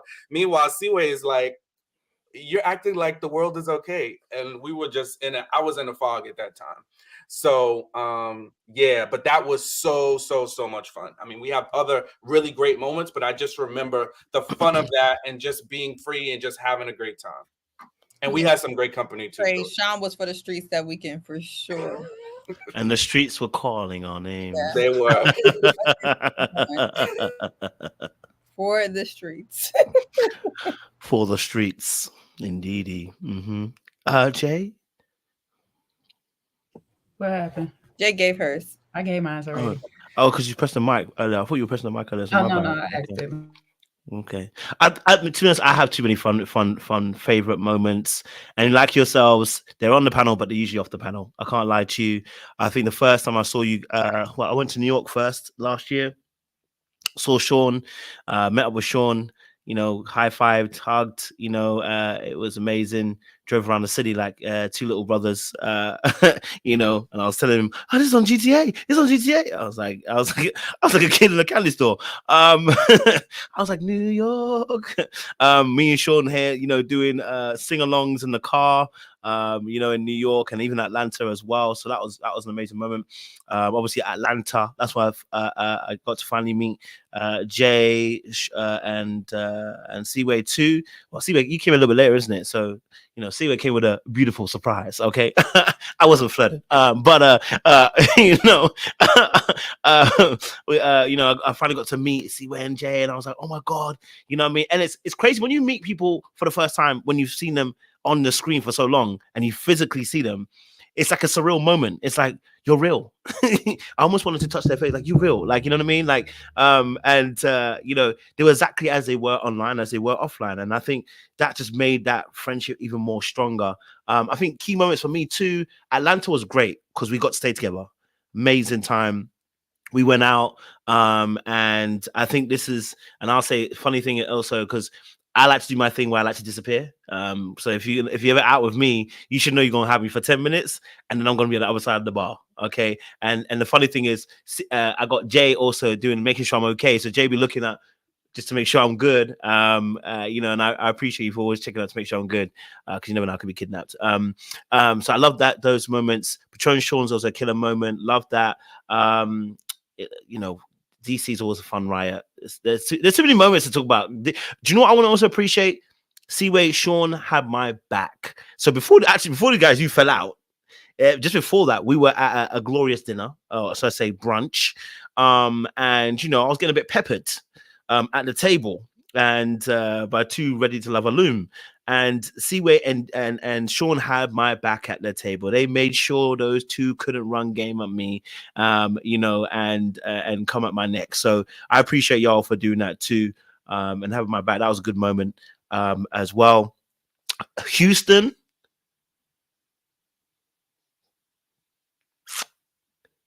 Pierre de Resistance. It was beautiful because, like you said, Seaway, it was seamless. Okay, it was beautiful. I think we had learned at this point that we can't do it. We can't be each other all day. I think we had got to that point where we learned we need a bit of space between ourselves just to help, keep us. And I love the fact that we could spend that time. We went out, we were at the clubs together, sections together, we were eating food together. You know what I mean? I did my little movements, in the restaurants and stuff, made some new friends with you guys as well, and I think one of my favorite moments is the chicken shop. Can't lie to you. Okay. Y'all didn't see what happened with Jay. Okay, you didn't see how. Okay, and then the funniest moment, y'all needed to be here. You don't understand how funny this moment is, but in the Uber going home from the chicken shop, me, Jay, Sean, he was a little bit asleep, so he was a little bit asleep at this point. But I can't tell you the joke what bust the dam to make us laugh like this. I think it's just been it had been such a tense day towards the end that we were in the Uber, and then literally I just said, you know what? These motherfuckers can walk. You know what I mean? And I don't know why it was so funny, but we just started dying in the Uber. We were cracking up. At one point, it's the way that Sean laughs that gets me, because he starts with the and then it goes. Wait, Sean is like this on the window. He's like, yeah, on the window. He just bust out laughing. The Uber, it was so funny. The Uber driver started laughing. Yeah. The Uber driver said, "Yep, yeah, you lot are riot." Because that's what happens when you run the streets all day. We done ran all day. I didn't want to run the streets all day. We were like at day party number 4 at that point. You're right. At that point, Phil want to eat. He's annoyed. Jay's hangry, annoyed, and we're down to the chicken shack. This point, everyone is just ready to eat and go their separate ways. I think we had reached our capacity of number of hours that we could spend together at that point. So that's all it was. There was a lot of day parties together. Coach, the It other was. honorable mention though, you got to put in Atlanta at the breakfast spot when these two was arguing over the bill. Oh, yo, I don't even remember that. I just know Sean was trying to tell me how to calculate the bill. That's all I remember. I don't remember it. There's everything that happened. Exactly. But somehow I'm trying. No, flip the roles. Seaway was trying to tell me, the banker, how to calculate the bill. That's what it was. That's fine. Oh, now you give up. Huh? These two arguing over a bill. Meanwhile, I'm paying for it. Yeah. Grace Mercy said Sean again. Yeah. Sean be on the tussles. Now that was Seaway that time. Now You need it, and then you, Grace Mercy, you can give your testimony because Sean got on your nerves too. So go ahead and give it. well, damn, Seaway. Wait, not Seaway diverted the whole conversation. That's my highlight. Listen, well, since you give it insight, she's like, well, what we'll tell you is the one thing, and we talked about this with Seaway earlier, is Seaway does not know how to give a public compliment. It's gonna come with some barbs and some. You're gonna get a little lashing and maybe a little sting along with it. Wait, see, Sean, that should have been your hint in Atlanta right there when she was trying to tell you how to do the math. That she was about to be micromanaging you. That was the precursor to DC, because DC was the last leg of the trip. So I think by then I was like, no. I'm paying the bill this time. You know what, killing me, man. Gosh. So we had great moments, man. We had great moments. And Jamaica, I don't know how to talk about Jamaica. I think I don't know how we talk about Jamaica. I think we can't, can we? I don't know how we talk about Jamaica. There's no way. It's in the reels, baby, because it was a vibe. It was a vibe. It was definitely a vibe. So vibe. You can follow us all respectively on our IG channels. For those that do, use IG, you'll see some footage, but we had a good time. I think the one thing we all learned is, maybe still having fun, but making better decisions. We can have fun, but just make better decisions. That's it.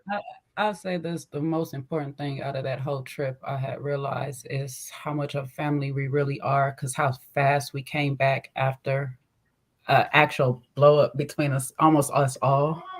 Yeah. Or whatever. It just, and it wasn't even a blow up like that. It just little things, little small fires that started to escalate and got big or whatever. And literally we was all up until like 3:00 in the morning, sorting it out before we got off our plane. Having a slumber party. Having a slumber party. And it was so crazy because like all the small fires started, that's how they all got put out, because it was just like one-on-ones and stuff until it was just like, okay, we all just gonna sit down and we just gonna talk. And so we did that. We did. And this time, I was not. I was just simply trying to be a bridge. Sean was actually not this. That was actually the good guy. He was the savior actually in this one. It was me that was. It was me that was. Captain Move Mad. Okay. Yeah, we can just say Kojo was moving mad. And the Move Mad caught up with me, guys. The Carnage caught up with me, and it caught up with the whole group. So my Carnage caught up with the whole entire group, and it was a moment, and to this day, I just think to myself, there are such pivotal moments in one's life, and when you realize that sometimes Carnage can't always be played with. You have to choose your timings correctly. So, all jokes aside, it was actually a really good trip. And at the point with the carnage that happened in Jamaica, Sean's actually the hero this time. So Sean actually was talking me down from the ledge because I was on the ledge and I was ready to walk the ledge, quite strongly. And he had to pull me back in, just talk to me, just kind of cool me down, because I was out here. And I needed to be here, you know what I mean? So, it had been such a great trip as well. So when that spilled over at the very end of the trip, towards the end of the trip, Sean came in and actually was the hero of the story. And he just kind of, put his hand on my shoulder and said, bro, you need to calm your ass down. Okay. Calm your ass down. So we appreciate you, Sean, for jumping in like that and saving the day, because it could have gone left. Let me. Yeah, I know and they're it's probably thinking, crazy wait. how it was supposed to be. I think what people don't know is it was supposed to be a bigger trip. Always, always. No, I just think it made it. I think it turned out really good for how it kind of evolved, because it was supposed to be a lot of the Houston people that we all, you know, how we talked about how seamless the Houston trip was. So the idea was to kind of take that, Recreate. yeah, and recreate that in Jamaica, which you know how Black people do in planning trips. That's not how that went. And so it ended up being like a lot smaller trip, but I think it actually turned out to be pretty nice, because the first day, most of us went to the club, I had a fantastic time at the club. We had a great time at the club. The club was amazing. How I missed my flight. How about that? That's what I was about to say. How the hell you miss your flight, bro? Me I still don't understand how you missed it. Customs. Because I still haven't learned my lesson, right? I told Sean, I said, what time are you leaving for the airport? He says 8 o'clock. I said, Sean, that's not enough time. He said, I got it. So I guess I have learned my lesson, because I said, okay. Because I would have said, no, Sean, there's not enough time. I was like, all right. I wish you would this time. No, because listen, even if I would have left at 8 o'clock, I would have made my flight. I didn't leave my house at 8 o'clock, you know. I left my house. Leave? I left at it must have been 8:30, and then we ran into traffic, so I didn't get to the airport until 9:15 for a 10:05 flight. So if I'd have left at 8, I'd have been good, because they needed at least an hour cutoff time. Yeah. Wait, could you check the bag?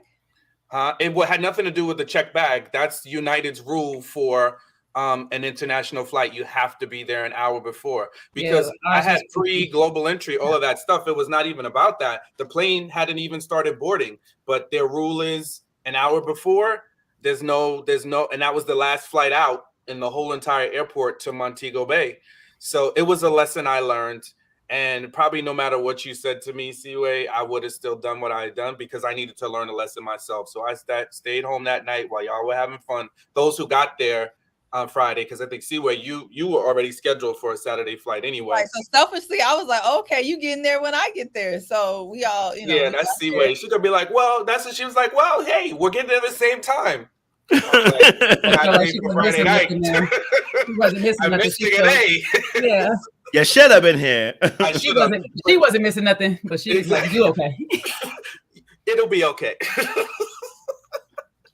But nonetheless, a lesson that I needed to learn, like many, you know, that I don't play with the airlines. You know, don't play around with them. Don't test my luck, because that's the first time I've legit missed a flight and then had to wait a whole nother 24 hours to get on the next one. So won't be doing that again. I know you won't. Yeah, it was really great to meet Kat, Aries, Chris, Fernando. I didn't know Fernando at all before this. I just want to say shout out to Fernando. He's a sweetheart. He's a sweetheart. He was great. Just a solid individual, honestly.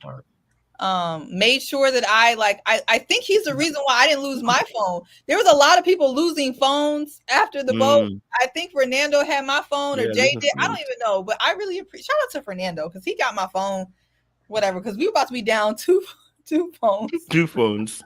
And this first one was not the one you wanted to lose. And then Ty and Phil, and another shout out to Phil. When I tell you, I call him Captain Show Up, and I told him, like, that my dad is that way. I feel like I'm that way with showing up. It is literally the most admirable trait, I feel like, in a person who literally shows up. Phil, if he says he's gonna go somewhere, he goes somewhere. Like, he does not back out. He doesn't flake. He's a man of his word, and I love that about him. So I already told him there's no trip without Phil. We haven't had one trip without Phil, and it didn't sit right in my spirit that he wasn't coming. because he just makes all of our trips better. So I was so happy that he came. So he's great. It was that was such a funny story because the Friday morning, which was when my flight, because Phil had been back and forth on whether he's going to go or not or come through, and he was trying to get a reservation in the resort from Friday to Sunday, and that was the thing. A lot of people who were trying to book, the weekend was super busy and super booked for whatever reason. We still couldn't figure it out. It wasn't like it was super busy when we got there. Anyway, but long story short was he called me Friday, it texted me Friday, and he was like, I'm coming. F it, I'm coming. I'm getting ready to hop on a flight. And I'm like, oh, bro, perfect. I was like, well, let's pray I don't miss my flight. Lo and behold, I missed my flight. Meanwhile, the person that was still like the last to book, got there before me, the person that had booked my trip, back in September. So hilarious. Again, a lesson for me. Oh, Phil did beat you there, right? Yeah, he got there Friday. And we were trying to switch it around so he could get my room and I can get a credit. The resort was like, yeah. That's all really nice, but it's not gonna happen. They just told me to go away. Yeah. So learn my lessons the hard way. But we had a great time. I mean, Jamaica was really, really, all in all, it was a good time, beautiful. And I'm telling you, I thank you guys for obliging me, because the whole time as soon as we started planning the trip, I was like, guys, I want to go somewhere with the beach, someplace tropical. And wherever we go, I'm chartering a boat. So please entertain me. And, I was on boat duty. Yep, you were on boat duty. I was like, you guys are not gonna not go out for. That was me. That was my old. See, Sean uses my bad traits for good when it works for him, because I was going around. You guys will not go on the boat for my friend's birthday. It's his birthday. Even me, I didn't want to go. At one point, I was tired. I was tired.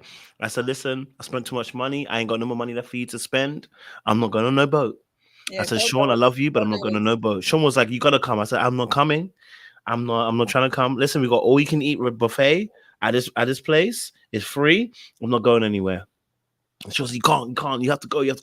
In the end, I caved in, but I really wasn't gonna go. I was like, I want to stay in. I want to stay in. I want to eat some food. I'm tired. Okay, but you know what? In the end, I appreciate you for dragging me to that place, because it was beautiful. The waves, the boat, the fun we had, the music, the food. I was under duress, but I still enjoyed myself. You understand? I was under duress, but I still enjoyed myself. And I have memories for days on that boat. Yes. Well, since she said it and she's in the chat, yes, we had some people back out on us at the 9th hour. But look, everything that happens was supposed to happen, but you missed the vibe, Aries. You missed the vibe. Yeah, the boat was definitely a vibe. The funniest thing is when the guys were serving us on the boat, I was like, all right, I had 3 shots. He was like, how old are you? He was like, you're going to get 45 shots. That's it. I had so many shots on that boat. Crazy. But there was no Patron Sean that made a guest appearance. It was just fun Sean. I was a complete, it was such a good, we had music, then they let out the little water toys. Unfortunately, jet skis are banned in Jamaica. But we just had a good time on the water, and then we were on the boat until the sunset. I think that was so perfect. Like, it just beautiful. Captured. We saw the beautiful sunset. We passed like a little area. We went to like a small private beach. I mean, it was just like good times. I got so sick when I got back. I was so mad. Oh yeah, he was out for the light. Baby, we had you floating on the water like Avatar. I swear to God. They try to heal you with that water. I was swimming drunk. I was like, that's a hazard. I should probably get out of this water. To be fair, Fernando did actually look after you. Fernando was actually there looking after you. Shout out to Fernando again. He was so nice. He was like an angel, because I was like, he probably could tell, like, this girl is lit. I never challenge a person on shots. And that's like the old me. That's like the law school me. I used to go shot for shot. But I'm not built like that no more. I paid for it. When I got back to the room, unfortunately. I was like, wow, this is great. I'm by myself going through hell, but it was all worth it for Sean's birthday. Yeah, we had such a good time. And then Jay found this secret kind of hidden big hot tub. So after the pool, we went to the hot tub. Yeah, it was such, oh man, we had such a good time. Jacuzzi was wavy. Yeah. Still, I didn't join you. You know, had extracurricular activities. But then, anyway, so you know, listen. I don't know about y'all. Why are you looking at me like that? I mean, I went to pray and study my Bible. So listen, obviously, you know. Yeah, you were biblical. You were biblical, all right. Biblical, all right. All right, biblical plague. But you know, listen, no, yeah, no. So it was Jamaica was amazing. I can't lie to you. Jamaica was amazing. We had a good time. The audience are asking, are we looking to go on another trip? But they want to be invited to. The audience are saying they want to be invited. Are we planning a trip where they could be invited? I don't know. Well, listen, we had a surprise. We had a surprise invite. You know. Huh? We had a surprise invite this trip. Unless she outs herself, I'm not saying nothing. So are we gonna make an official open invite?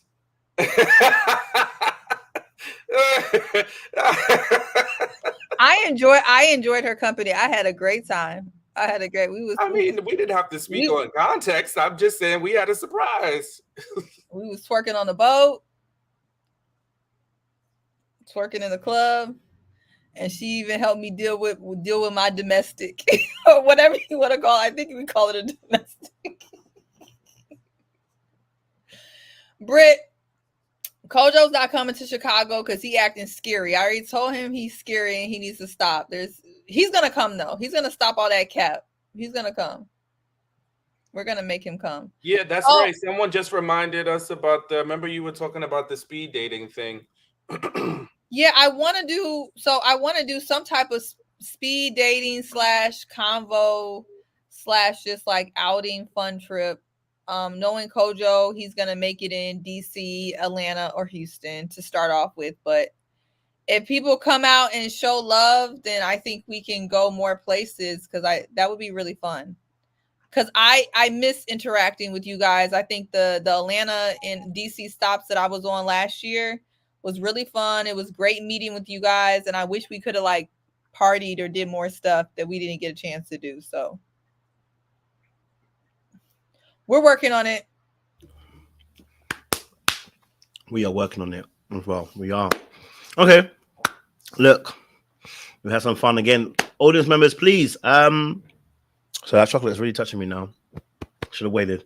But yeah, listen, audience, if you're here, make sure you like, share, subscribe. Click on the bell button for notification of uploads. All right, as we're having conversations. If you just joined us, Panel Appreciation Day. So we're kind of discussing a few things across the board, things that we've gone through, things that we enjoyed, history, our present, future, projects and everything like that as well. We're discussing it all today. Please as well, if you can see the banner run underneath the bottom, if you don't send any super chats to me, send them to Sean. You'll find out in a minute or two why. Okay, so if you got a Zelly, send it to Sean's, send it to Seaway's Zelly, please. She'll send it to Sean. If you got Cash App and PayPal, send your donations and love offerings to Sean for me. Okay, all right. Now we're gonna take a little bit of a heavy turn this time because Sean, we're coming to you now again. It seems that somehow the thing has been about you. I can't lie to you, but this one is a different sense of conversation because you experienced something very powerful, this year, and I can't lie to you. It really did touch us all as well going forward. And of course, you're at liberty to share as much as you want to share. But I think the audience would better understand as well why this team and this family has grown even closer, especially this year. With certain events that have gone down. So I'm a vacate the floor and let you take a little bit of the front seat, my good guy. Yeah, I appreciate that. And I think a good chunk of people who are regular watchers of the channel know, but for those who don't watch that closely, in May of this year, I got some news. I kind of found out that, I didn't kind of, I found out that I had colon cancer. And, it hit me out of nowhere. Really wasn't expecting that. I was having some abdominal pain, but I thought it just might have been stress related to work and things like that. Which, for anybody that knows a little bit about your intestinal, system, is that if you have stress, a lot of times it does spill over into your intestinal tract, so that people can get, stress ulcers and different things like that. So that's more on the lines what I was expecting to hear. But I started, I said, listen, this has been going on for a couple of months. Let me kind of take a look and see what's happening. And I got some tests, and long story short, found out, that I had colon cancer. And it was to the point that I did need to have surgery to have a portion of my colon removed. But by God's grace, I did have a successful surgery the end of May. And the tumor was removed, along with a small section of my colon. Thank God, it was a small enough section where they were able to, just combine it with the remaining part of my colon, and I'm able to function normally without having any colonoscopy bags or anything very extreme. So I thank God for that. But then I had to go down, a course of chemo, which, just took me, it wasn't the same as some folks go through, but it was a lot for me. And, so that's kind of, what I've been battling the last few months, and then trying to get healthy. And, but by the grace of God now, here I am 6 months later, technically I'm cancer free. So thank God for that. And, just going on a journey of staying in remission. That is, my focus, and trying to be healthy. But I can say that each and every, from Kojo to Seaway to Jay, the way they checked in, whether it was in the hospital, I don't even, it was such a fog. I don't know who, I don't know if it was Jay, if it was Seaway, somebody called my mom, like people were just, the love that I felt in that time was amazing. And I mean, if I didn't appreciate you guys enough then, before that, I mean, it just really cemented us, because it just lets you know how precious life is, and how important it is to really, just love the people that you have relationships with, and cherish every single day. And I'm telling you, when I had my down moments, when I was sad, these guys lifted me up. They would call me, talk to me, keep me company, while I was during my chemo session, which are hours and hours long. Talk to me, make me laugh, send me memes, pray for me, talk, all of those great things. All y'all did to me, and you have no idea, how much that meant to me. And those are the things that I'll just never forget. So that's why Jamaica was like, let's just do it. Let's just do it. Let's have a good time. It was, fell on my birthday weekend. We're like, we are going to have a good time. There's nothing that's going to get in the way of us having fun. No hill, no hurdle is going to stop that, So I love all of you guys. And, I couldn't have done this battle without you guys, so I appreciate you, from the bottom of my heart. So thank you all. Thank you, Sean. I think when you first said it, I didn't know how to process the information. So I kept on making jokes, I kept on telling you they're gonna take your ass away. I kept on telling him they're gonna take his ass away. And because I didn't know how else to be there. You know what I mean? Like, I can't physically be there, bro. Put my arm around you, say, bro, we're gonna walk this together. I just, at the time, like, I think at the time, I was just thinking, like, we've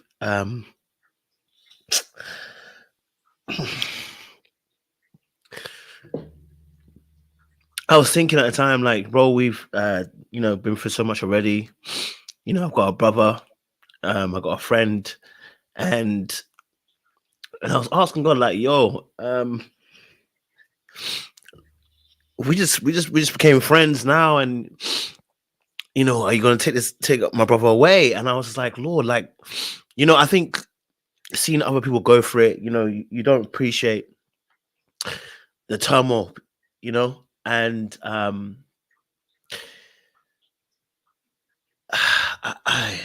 think I honestly I just wanted to make jokes. Because I didn't want to think about it.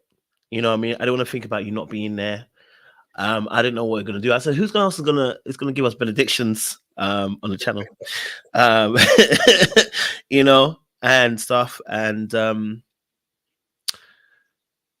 I don't know. I mean, someone else can say what they feel, but it rocked me, bro. So I'm just glad that you're safe, and you know, you've come through the other side, bro. And I love you, bro. You know, yeah.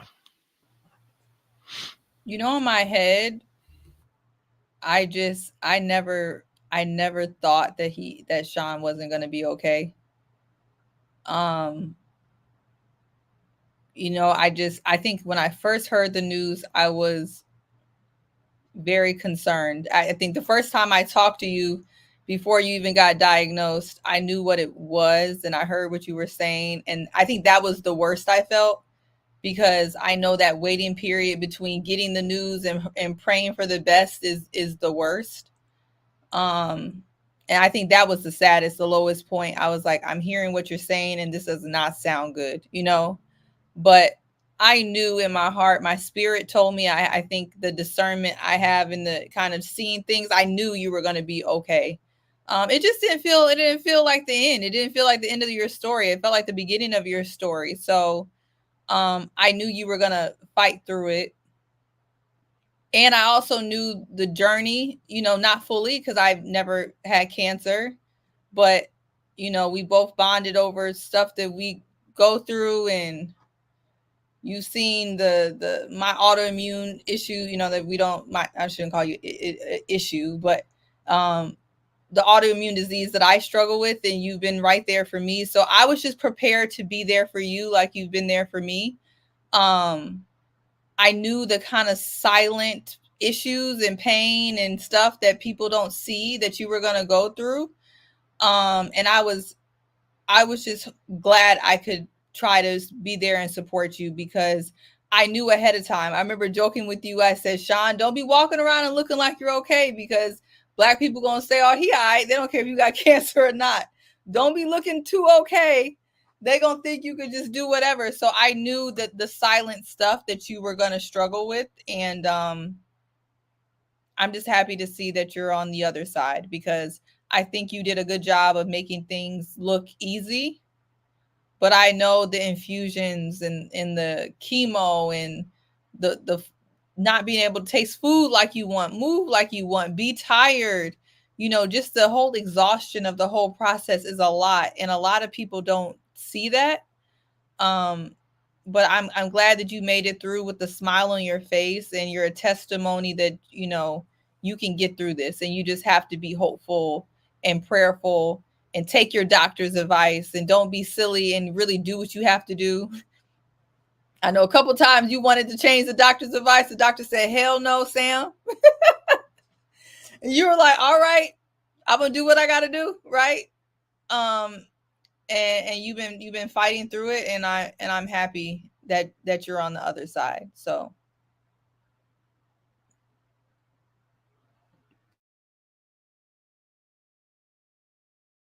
Oh, so everybody wait for me to say something nice. You don't have to. Come on, JJ. Like, you good? We know you got it in you. Yeah, no, I got a little removed attachment style. You know what I'm saying?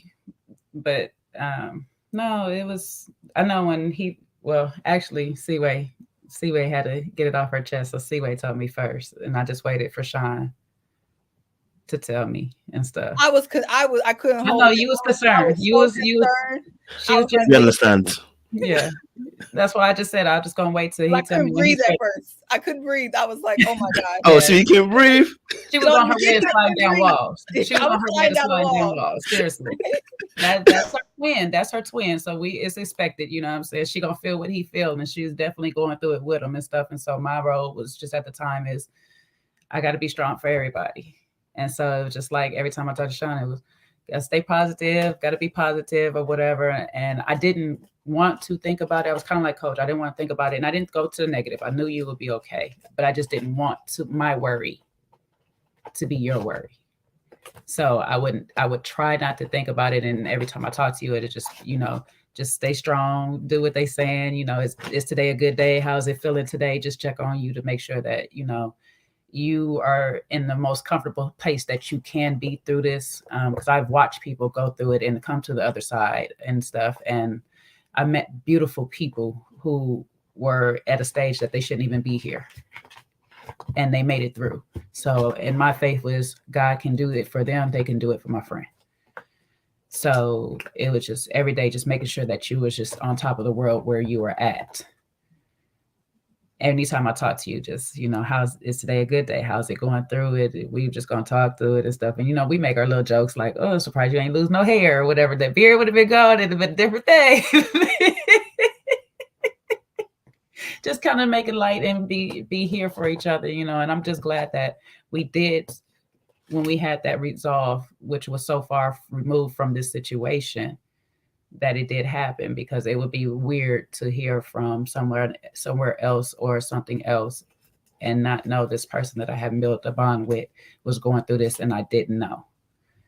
You know what I'm saying? So it was like when you finally entrusted me with that information, I was glad, because it was like, I know you love me enough to share this part of you with me and let me know what's going on.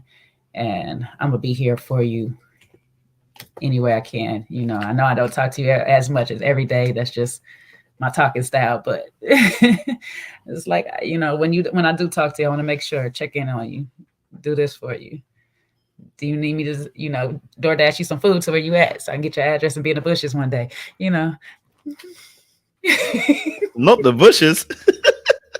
The infamous bushes. Infamous bushes. You don't ever have to hide in the bushes, Jay. You never have to hide in the bushes. But yeah, no, I appreciate it. I think the day you told me though, I think it was a Sunday too. So I had Bible study. So the first thing was like, just pray for my friend. We got to include him up in the Bible study, because it was a rough time. It was a rough time, and I think I was holding in everything. I kind of went through a whole depression myself this summer, because I was just holding in everybody's energies, and I had nowhere to release it. So I needed that Jamaica trip. I needed it. Like I just came off the high of the Houston trip and then went into a spiraling depression, because around Phil's mother's death is the same as my Gigi who raised me. And so I was still trying to carry some of his weight for him as a friend or whatever and stuff. And then carrying my own, then you, Sean, and then somebody else died in my life. And it was just like, this is a lot. This is a lot. And every day I was coming on the panels to talk to you guys, but it was that temporary high. And it was just like not enough. And I was like pushing for the trip. I ain't want to go spend all that money. I ain't gonna lie. Me and Cole just the same when it comes to the money. I ain't want to spend all that. We ain't need all that booze. Give me a room. I wanted to pay for myself either. I told y'all. I need me a rich woman. Okay. Right. Who does that? But it was worth it. Every single penny of it was freaking worth it. And I'm glad to have you guys as friends, comrades, family. Y'all, my heart. Like I don't generally say I have friends. I have associates and I have family. And so you guys have definitely crossed into that line that y'all are forever in my heart.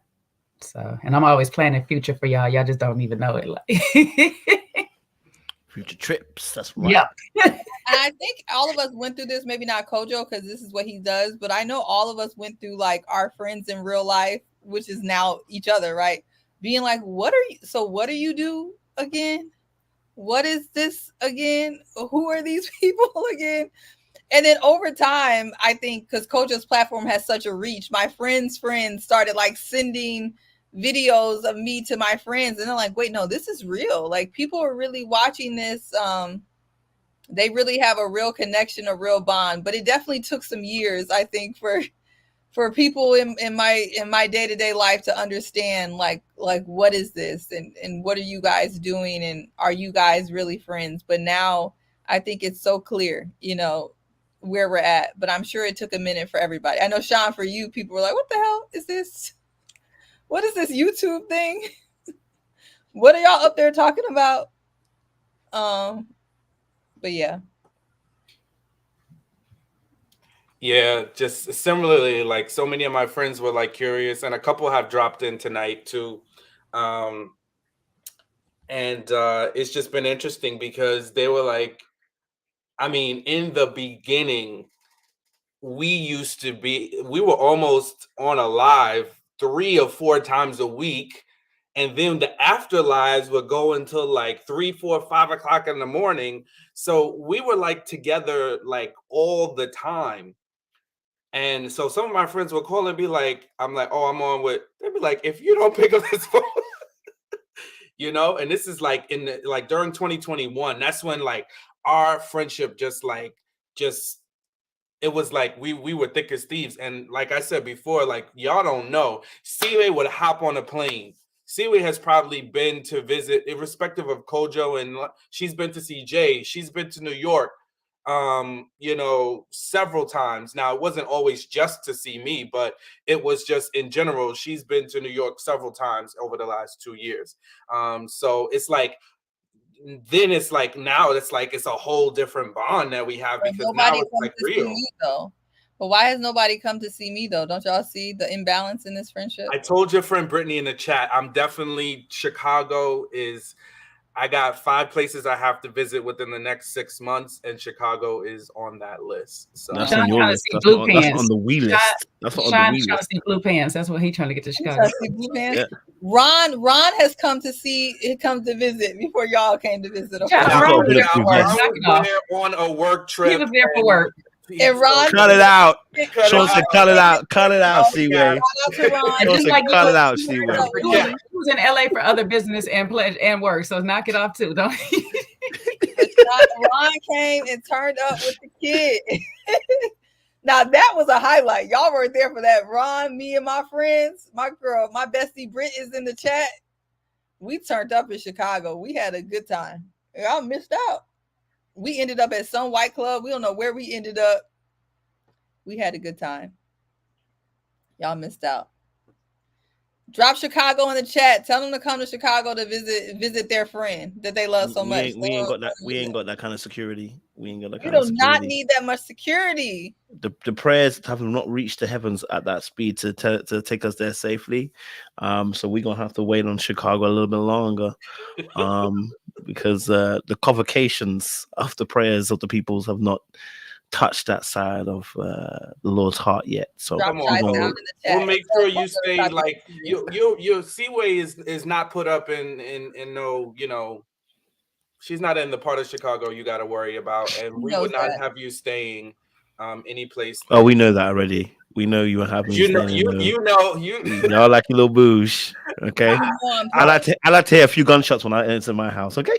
All right. So why you running from Chicago then? That you should feel right. I said 1 or 2. I didn't say a whole bunch of them. Okay, 1 or 2.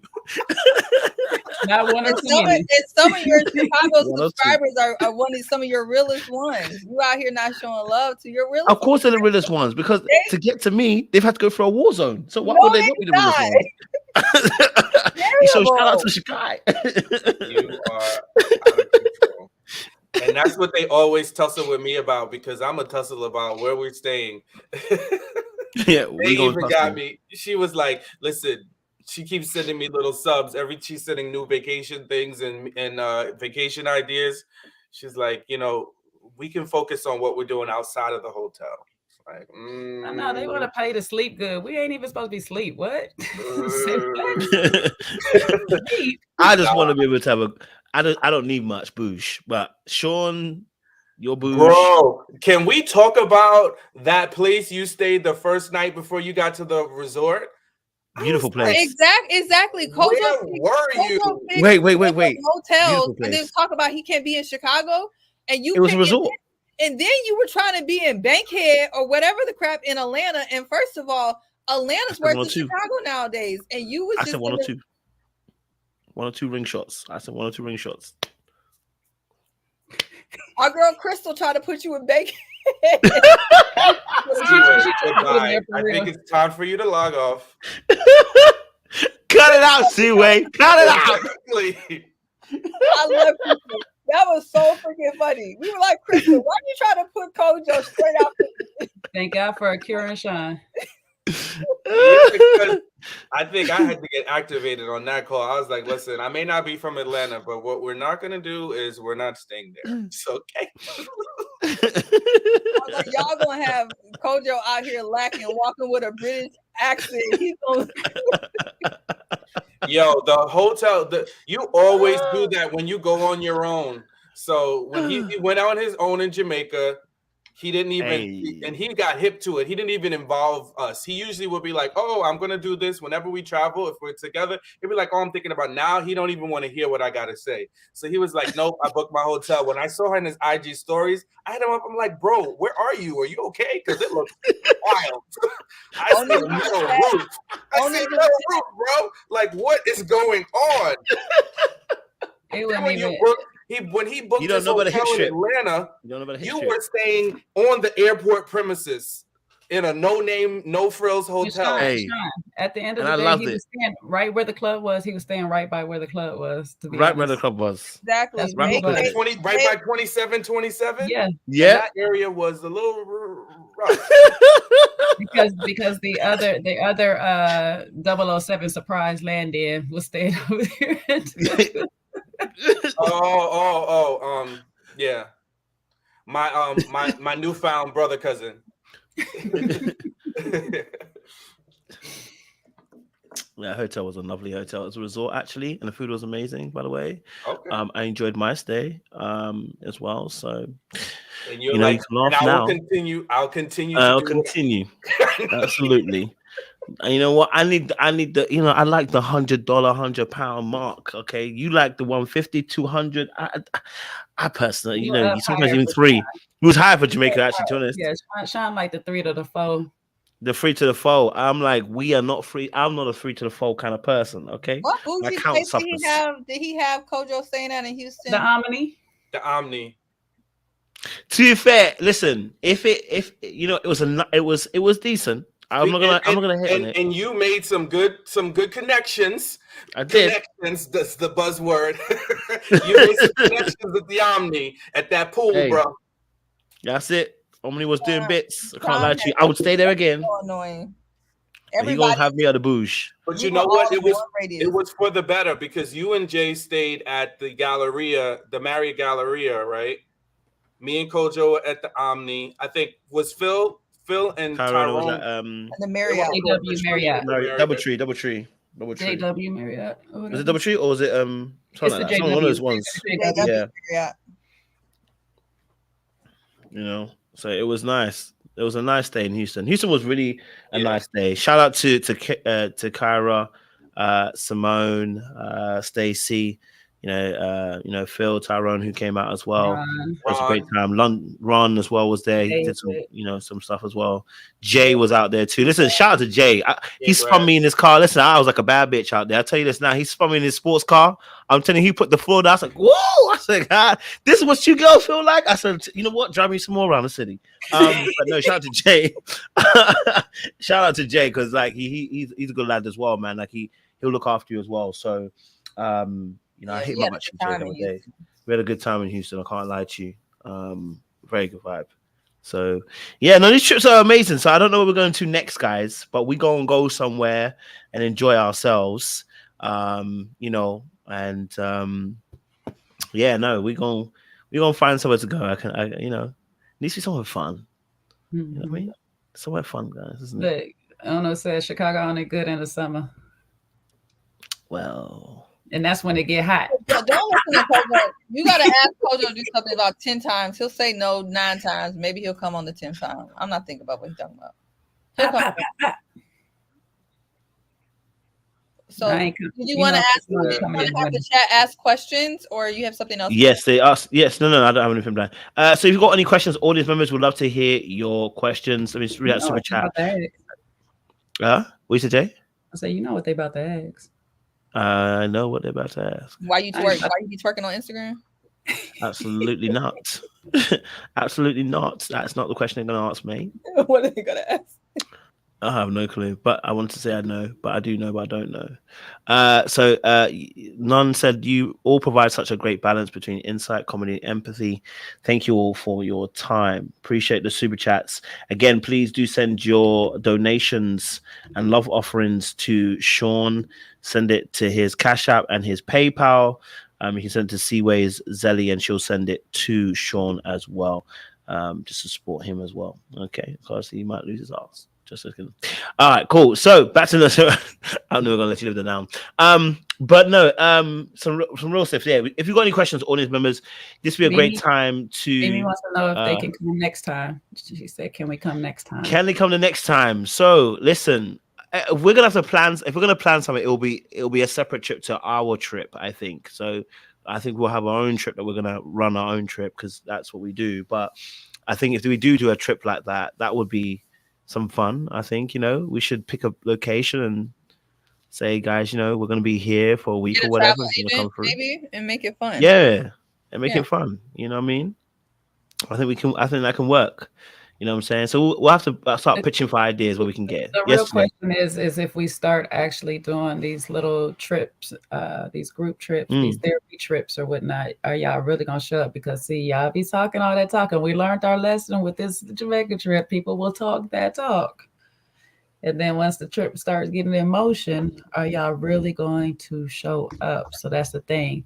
And if you guys show up, what do you guys want to have the live sessions like where we have a live sit down, little group intimate things, or do y'all just want to have fun? That's what we want to know. We want to be what we just saw, with what we just experienced. I don't know. People will plan stuff and then, I don't know what to say with that one. I know what you mean. I was asked what type of law do I practice? Now I practice commercial real estate, commercial litigation. So I also have a large eminent domain practice here in Chicago. So that's what I do. A lot of real estate transactions and real estate litigation. But I've done it all. I've been a prosecutor. Bankruptcy and restructuring was my main thing before I switched practice areas. So I've done it all. I'm pretty much a litigator right now, but my focus is real estate. So that's what I do. I currently reside in LA, Los Angeles. That's my asset. Mm-hmm. We love a good LA, we do. Maybe I need to take a trip there, so don't worry. I'll have my excuse ready for you. Sean, you have a question your way. What's one gift you wanted as a kid that you never received? As a child, the one thing that I wanted that I never received.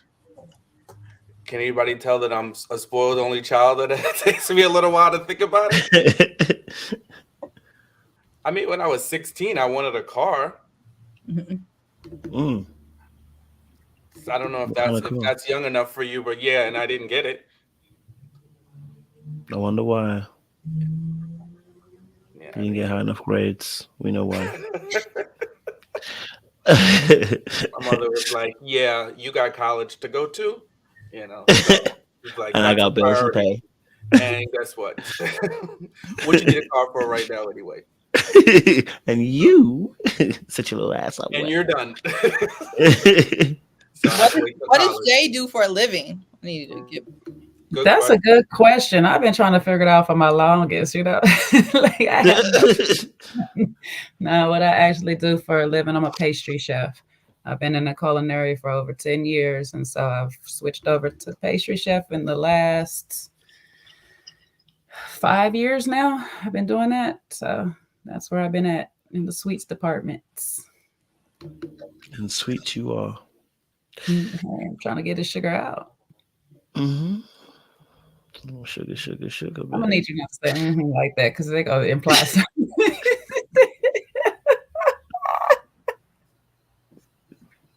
Oh, we should share the meanest thing someone's ever said to us. I can't even tell you that they love to tussle. They like to tussle, and it might be the meanest thing I said back.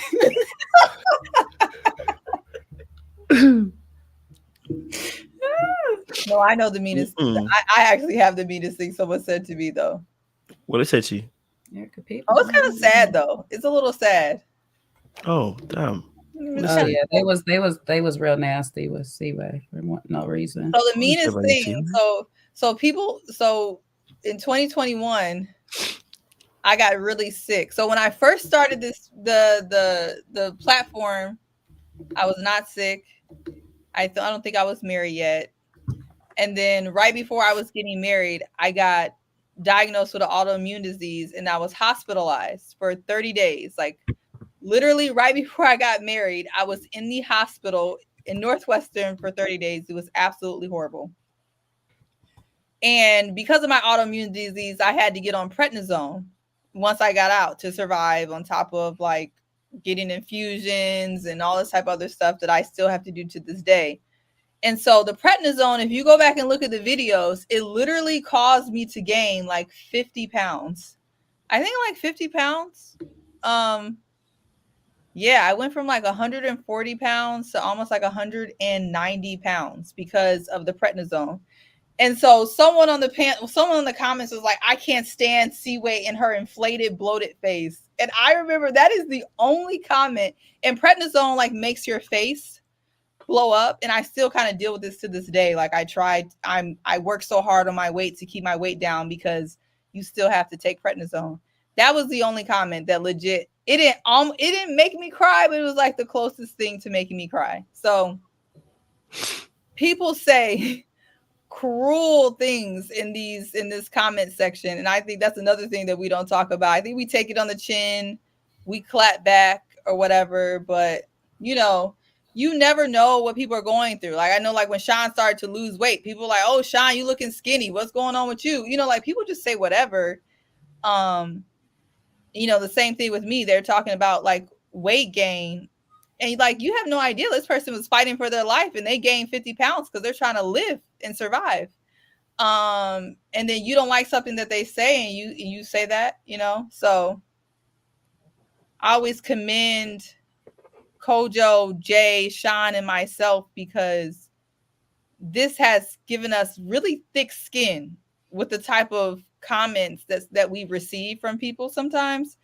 And you got to be able to take it on the chin and have thick skin. I mean, they were slandering me yesterday, Kojo. Now I laugh. But there was a time where like it hurts, So that was my meanest comment. It was real out here in the streets. Oh, Sean, you ain't gonna share yours about you being in the basement? That I thought about that, but it's actually funny. That was it's funny. It would have been mean had it been true, but it was so far from the truth, it was actually hilarious. Now look at this rest out home he got behind him, y'all. He done moved up, y'all. Yeah, it must look really good because a couple people asked me, "Oh, do you play the piano?" I was like, "No, it's a virtual." But for you, I do. Yes, I can play the scales.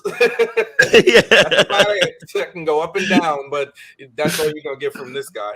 But yeah, no, that's all I can think about. I mean, like sometimes it's for me, it don't really touch my heart because if I don't know you, it's not gonna hurt my feelings. The things that you say. No, you got mad the one time when somebody said that you weren't of God. Something that you said wasn't of God. Remember? Oh yeah, no. I mean, I just think it was stupid. When they were telling me about my salvation. That stuff is just like, like when people get on that high horse and they're gonna tell you, you're not saved or you need to, you're gonna cast judgment on me. Yeah, that's a little annoying. But the other stuff, I don't really take that personally. Like I'll have a little banter with somebody, but it's gonna be, I love to debate anyway. But yeah, when they make it personal, I'm like, okay, whatever. You're gonna tell me about my salvation, then we're gonna have a different kind of conversation. I'm probably not gonna block you, but I definitely will challenge you on that, because I just think that's ignorant to sit around and try to tell somebody, just because you have a different opinion, or maybe you don't like what I've done, or you think I've made a wrong action. Now you feel like you sit in the seat of judgment on me. Yeah, now you just moving a little crazy. Is he sounded distorted to you guys or just me? Yeah, it was. I saw something happen just now. Okay. Yeah, I saw that. You heard it came out, but it just started sounding a little distorted. Yeah, I saw it on my side too. I changed it. You're good. I did.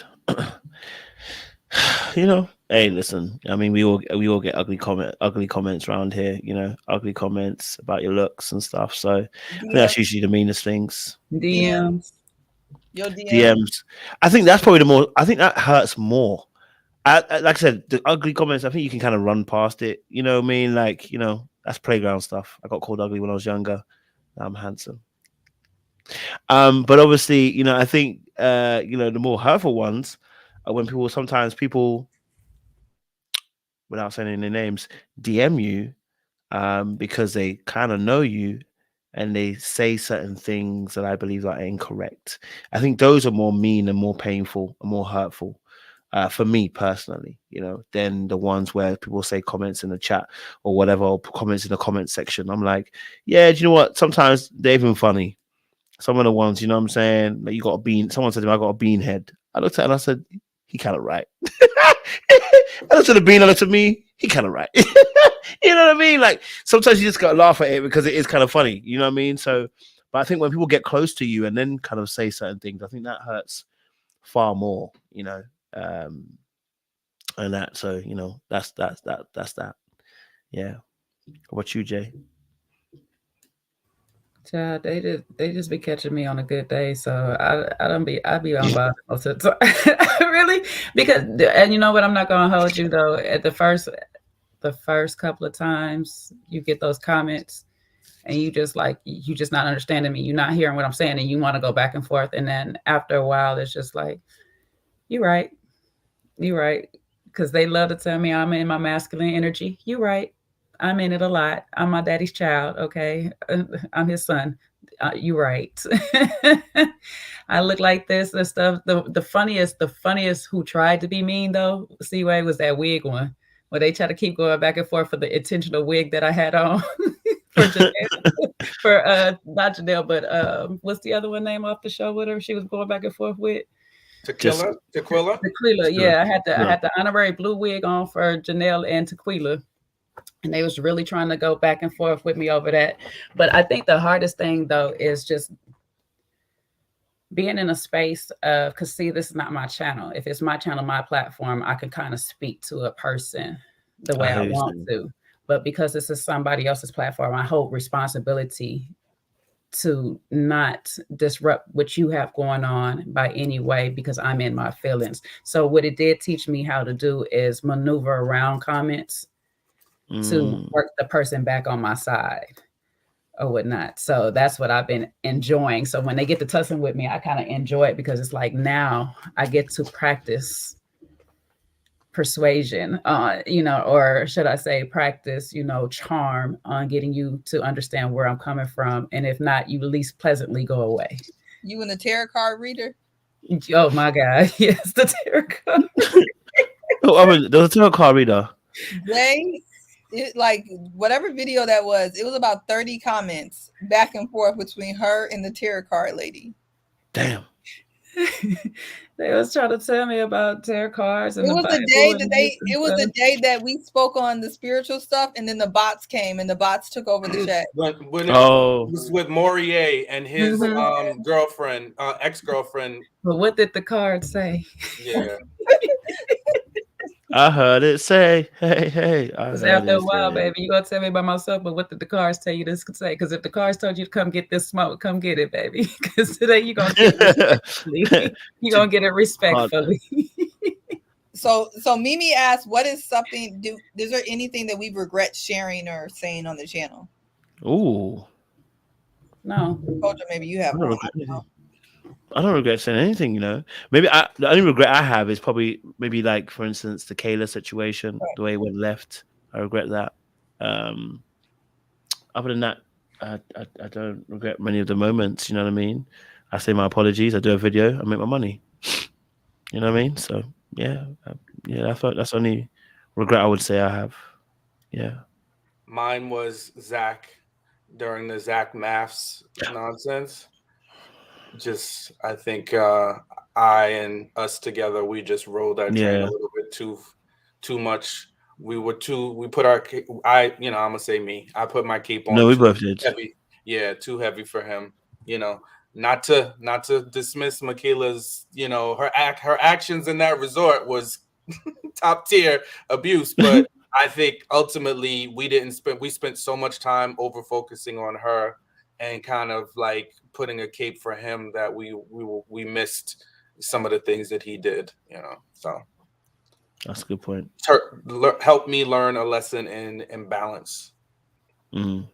I regret standing by y'all during that time, and I don't even watch the show. Man, I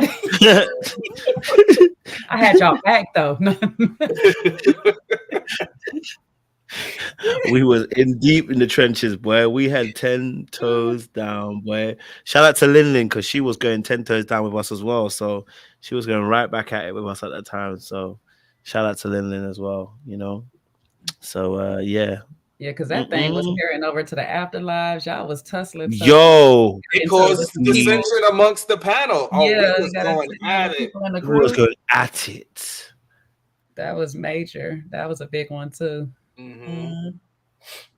I definitely feel like I realized later that Michaela was crazier than I realized, but I don't know. It's not like I never said she was. I think she definitely was crazier though than I understood.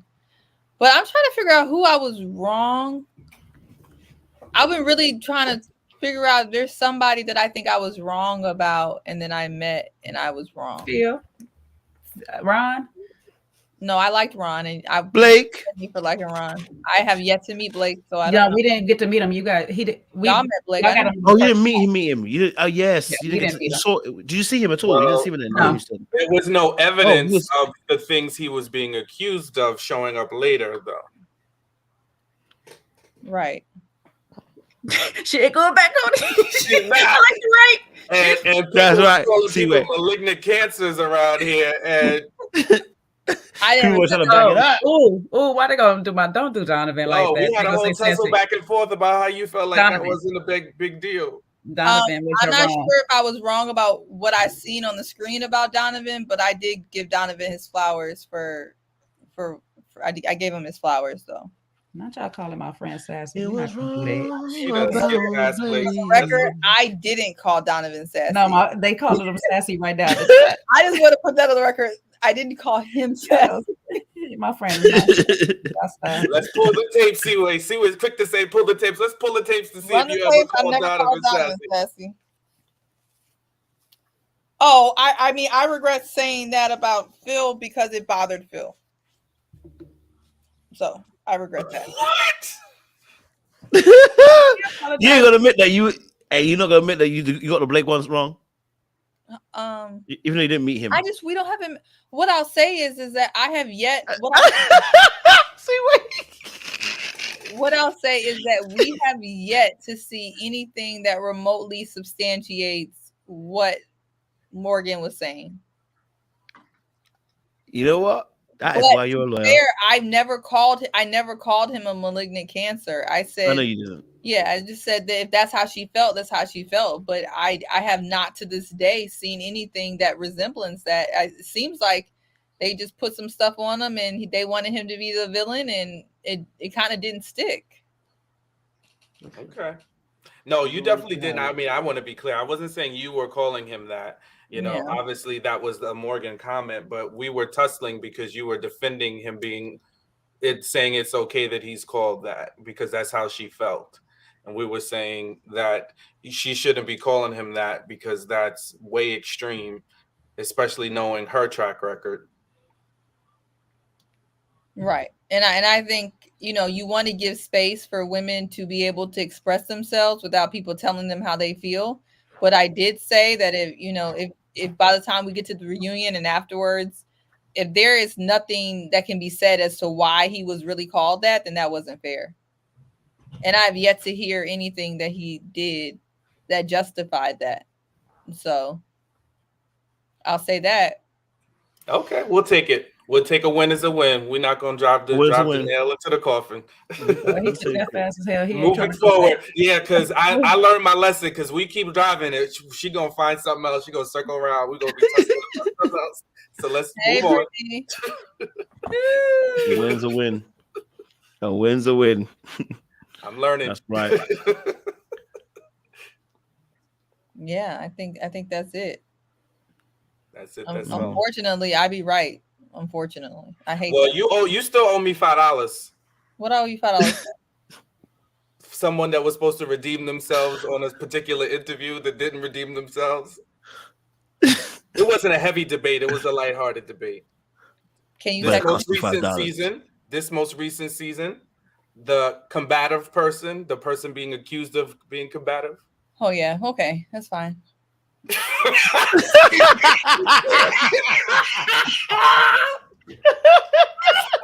Thank you.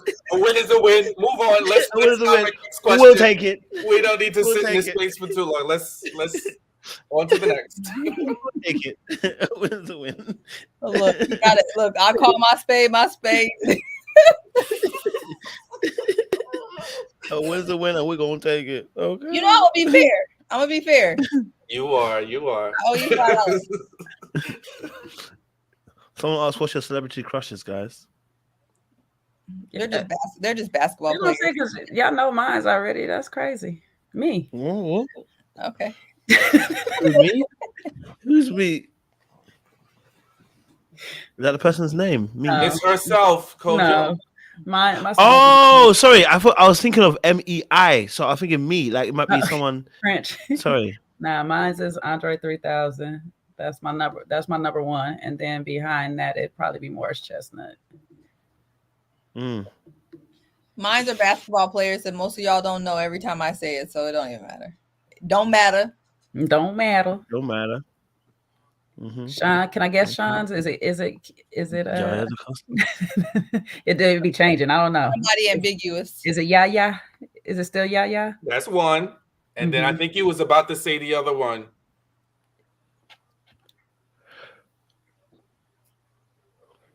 She's a woman of a particular age. But I know. Jill Scott. It's fine. Yeah. No, I mean, Jill Scott used to be my whole past when I was married, but no, it's not Jill Scott. Angela Kenya Moore. Kenya Moore. Oh, no, yes. He loved him some Kenya. Kenya's a baddie. I kind of like. Kenya was looking bad in that white dress. And that spice. When I saw her at the Usher concert, I said, I'm gonna forgive you. I understand. Yeah, she was doing a lot of that concert. You forgive that dress, huh? You forget that. I forgive her. I've learned. Jalen Hurts is fine. He is. I don't like football, but he's cute. All you gotta do is say yes. You gotta tell us yours. I'm gonna say Tiki Sumter is one of my baddies. I love her. Obviously you already know Yara DaCosta is somebody. And I'll tell you who can, and I do not know her name, but the I've been crushing for a little while. The girl that plays the older sister in Black Lightning, I can't remember her name, but she is stunning. I know who you're talking about, but I can't remember her name. Too.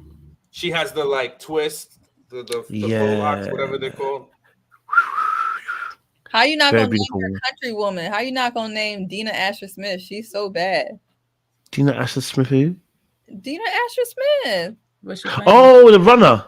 Yeah. Oh, sorry, but listen. Nafisa Williams, Kojo. She's beautiful. Nafisa Williams. Listen, Dina's a beautiful woman. I'm just saying, but that's what came to my mind first. Nafisa Williams is stunning. I think she bats for the other team, but nonetheless, stunning. Eloquent, beautiful, black.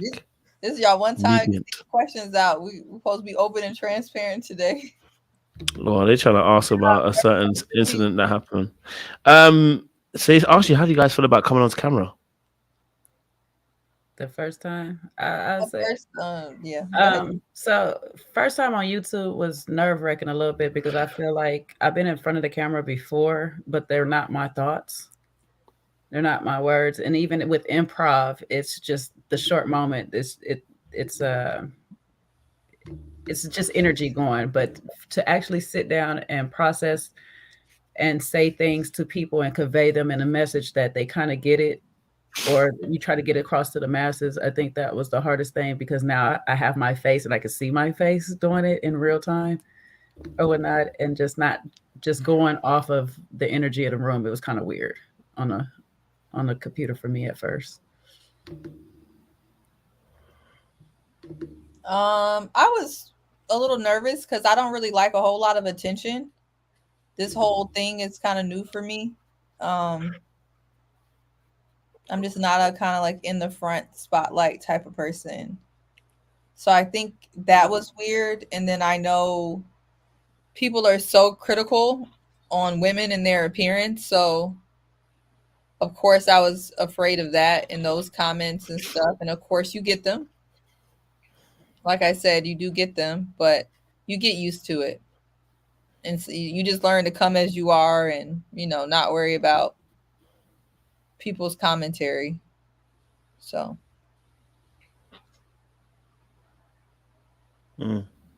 appreciate it.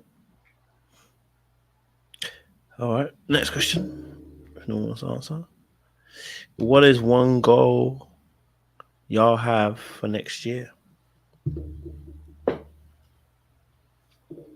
Get this money up so we can take this next trip. That's it, baby. That's it. That's all. Get this money up, baby.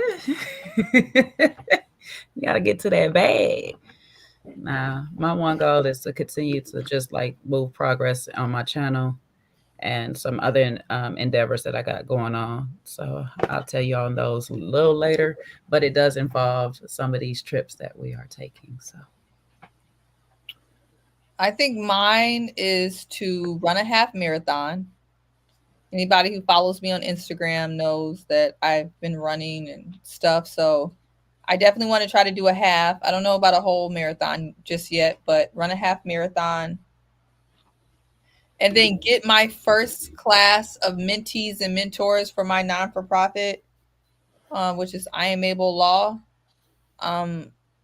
Get my first class actually in the books. I have been making progress with doing things, but I really want to be able to do that. So for college students, and students in between college and looking for law school, I really want to get the program, the first class inducted. So that is my other goal.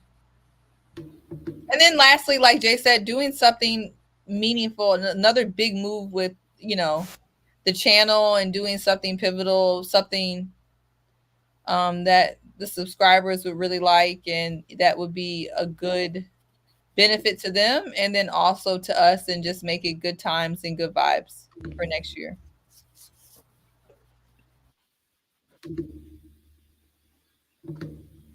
Yeah, no, 2024 has a lot in store for me for sure. I'm about to be in transition. So, work-wise, I am in the midst of transitioning out from my current employer. I'll be able to talk about that. I'm probably going to do some stuff on that on my channel. So I saw someone ask about my channel. So yeah, I'll be doing more stuff on my channel in 2024 and kind of exploring my options career-wise in 2024 in terms of what I want to do and what other aspects of the financial services side of the business I want to explore and be in. So that's that.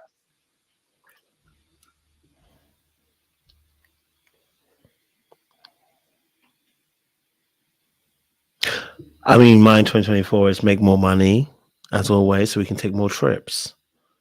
Okay. Number 2, make more money, so we can take more trips. And 2024, make more money, so we can take more trips. That is what I'm looking forward to in 2024. And of course, hopefully, connecting with some more people, who down to earth, chill vibes. I think meeting great people, it's always a vibe. Hopefully, we can have more trips that involve, the team, RTL, maybe other reality star. I've envisaged, this could become so much more bigger. Because as a core unit, we're lit. I'm just gonna be honest with you, okay? People want to be around us because we're lit. So hopefully in 2024, more people want to be around, and we can set up maybe some more trips that you guys actually can come through and stuff. That's what I envisage, at least starting in 2024, as well. So yes. I'm saying it right now, 2024, because you're about to leave for Ghana in a couple of weeks. Mm-hmm. And you're going to be gone for 2 months this time. Absolutely. So I want to do Ghana 2024. Okay, look at that. I hope we all can do it. It would be awesome if we all can do it, but I think that would be a dynamic, phenomenal trip. Listen, I've been already putting it in that and manifesting and putting in the atmosphere that my next move is going to be freeing me from the shackles of going into a job. So I can do my December, because, culinary December is crazy. It's mad busy for me in culinary. So I already be wanting to do Ghana. My sister already wants to go to Africa. So you already know it's already lit when we move. So it's like, this is my last year for a baby. This is my last year. That's it, Jay. I can't do it anymore. I can't do it anymore. It's going to happen. You've been doing more work on your channel, and all the other things and the connections that you have outside of that. It's going to happen. We're going to put it out there right now. Oh, I almost forgot. Man, my one of my best friends, who's like a brother to me, ever since the cancer diagnosis and after I got the good news that I'm in the clear, we are planning a guys trip to Cape Verde. We got to put the finishing touches on that, and that's probably going to be. Are you on this guy's trip while you make that face so cold? Kojo's going to be in Ghana. I'll be in Ghana. Unfortunately, He's going to be in Ghana during that time. So yeah, I haven't finalized it yet, so more to come. I told Sean I'll come in my masculine energy so I can be. He's a good wing woman, so we won't be mad. Right, so they could go ahead and take me with them. I'm gonna leave that to y'all. Mm-hmm. Yeah, Seaway is not gonna want to be at this story. Nah, they gonna have a good be in bed trip. by 10, and I'm not mad at it. Yeah, me. All right, listen, we are coming to the end of this particular convention, conference with my fellow panelists and top family generals. I want to appreciate Seaway, Jay, and Sean. And listen, this is the core four. Let me apologize to Jay because I said the awesome four and Jay was not involved. When I said it, it was a slip of the tongue, So when I said it, but no, you guys are a part of me now and family, and I really appreciate this time that we spent the last 3 hours just talking about the history of things and where we're looking to go. So hopefully, you know what I'm saying, like we want a good year next year. So we praying that the Lord will open up doors for all of us to do greater things. You know what I'm saying? So Netflix, Lifetime, you see us. OWN, you see us. You see what we do around here. Okay, we cannot be replicated. Okay, appreciate you. They tried it at one point. Just want to say OWN tried it at one point. They tried to formulate a little panel outside of us. And what did I get you? Right back to me. Okay, so but anyway, so I'm in my petty bag because they really did try it. Then they tried to bring a body language expert too. Y'all tried it. I didn't even see that. Huh? I didn't even see that. Yeah, they tried loads and stuff. They tried a little bit, but they didn't last long. It was very short, very brief. It happened. So this is the team right here. That the best team in the land. Okay, so if you guys ever wanna be starting with these people, they're here. Okay? They want to be soft life. So. And you know how we keep this together? Because this is platonic. This is very true. When you start mixing stuff you ain't supposed to be mixing, it ain't gonna last. Well, fellas, see where to cut it off. You gotta keep it platonic. This is true. You ain't telling no lies. This is true. Because then people get mad, they get their feelings. Then we start sliding down walls and running down halls and that's- carrying on and acting Other up. DMs. And that's why I can only be 4, because you go and cop block me or everybody else. So yeah. Well, I think that's why people think when they beat us, Jay and I are gonna be ugly or something. They're like, damn, why are they so platonic? I can't even see y'all. You know what I mean? That's what I'm trying Right. to say. You too, but I see the rest. Okay. They think Jay and I look like gargoyles. It was like, ooh, how they gonna be platonic? It's easy, guys. It's easy. It's easy. It's easy. It's actually easy because the gazelles are outside. That's why I know, it's because easy. it is actually Just 'cause the enjoyable gazelles watching outside. y'all on the hunt. It's really National Yeah. Geographic watching y'all on the hunt. I'm bored. There's gazelles outside, baby. I just be tickled. I don't be want no Kojo person. is the most interesting one to watch. I'm sorry. He's the fun. He's the most fun. I'm telling you. Of course, because I like to, He's just make sure we hunt effectively. You know what I mean? Having my So- poor friend crashing out because you want to be all, No, not that friend. Oh, I don't know. Not that friend. The Atlanta friend. The Atlanta friend. Oh, we had a few friends crash out. Oh, what was that? that's Seaway for you. Hey, folks. no more friends. No more friends. No new No, friends. definitely no more of my friends.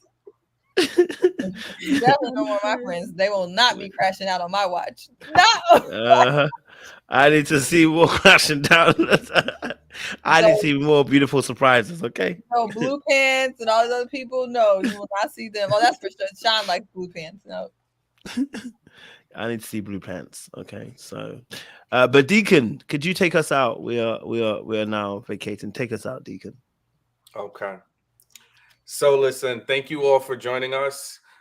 Thank you for being the vehicle for our conversations, because as much as we talked about our bond and what brought us all together, in addition to Kojo, it is you, right, and the audience, and the audience that has grown over the last 2 years that we've been around. So we appreciate you guys, and you are part of the fabric of the relationships that we have formed as well. So we appreciate you. And I think, it's just a testament that you don't know who you're going to impact. You don't know how you're going to impact someone. So, choose your words and use your words wisely. I think that's something that we each have learned as a group and individually, choosing your words, and then, be open to not just people that are always going to agree with you, but also give you a different perspective, because that's how you grow. And I think ultimately, sometimes we need to cherish and really develop those bonds that we choose. I think some of us, whether it's those in the panel or even in the comments, we wish for things that we thought we would have liked to have as our own family. But sometimes those things, and God provides those things in the people that are right in front of you, that aren't your blood relation, that you can develop and form true bonds with, because sometimes those are the people that really are there for you when you need it the most. So don't forsake, those friends that you have, in respect of wanting something else. Sometimes it's right in front of you, as those in the panel have been here for me. And I appreciate you all and love you guys. And I think we've learned and had so much fun, throughout. And I think there's so much more to come for all of us. And please, continue supporting the channel on the journey to 100,000. We spiked almost 1,000 in the last week or so, crutching up close to 79,000. So please, folks, it's free. It doesn't cost anything. So please share with your friends. Let's get this channel to 100,000. There's so many other channels out here that are well over 100,000. And we truly believe in Kojo. We believe in all of us. And we try to provide things that are of value and that you can use. So support the channel and helping it to continue to grow. And lastly, thank you all for those that sent prayers, sent me Cash Apps, Zells, PayPals. I truly, truly appreciate the investment in me. And it means so much to me. I just like Kojo, I'm not someone that usually asks or is in a position of receiving. So it really does mean a lot to me from the bottom of my heart. For anyone that sent anyone or even just sent a kind word of prayer. I truly appreciate it. Back to you, Coach. Appreciate it, Sean. Thank you as well. Hey, ladies, you know, if you're in New York and you wear kitten heels, Sean is your man. Okay, bake him a good meal and bring it over to him. Okay, the little kitten heels that he like little kitten heels. No kitten heels, bro. What are you talking about? Stilettos, Negro. Get out of here. I'm sorry, I couldn't help myself. It's UGG season. It's UGG season. Y'all could come up with the UGG. Sean wants to see heels. Okay, Sean wants to see heels even in the dead of the winter. They could If come you up with come the over Uggs. late They gotta night, if switch. you coming over late night, you could come in the Uggs. You can come in the Uggs, but you got to switch to the heels. UGGs, a little leggings. Sean wants to see the Pack the heels with you. Oh my days. We go out. That's a different story. Don't be going outside embarrassing my friend in the Uggs, but you can come in the house with the Uggs. Can they do the Can they do the Tim heels right now? Those are cute. I think that's sexy. At a point, they can do Air Jordan heels at this point.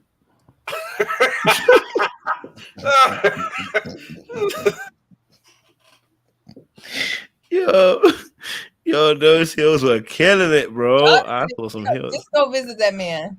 Come as you are. That's what Jesus said. That brother wants a baked good food. Listen, ladies, you can cook well. Go and visit that brother and give him some good food, man. Don't let him starve out here. I mean, bake him a good food. All right, listen, Otis, thank you so much. You've been wonderful. You've been amazing. We can't do it without you. And so we really do appreciate you and coming through. You know, guys came 350 strong to support the panelists, and I appreciate that. I enjoyed the time I spent. So we'll be back as a panel on Thursday night.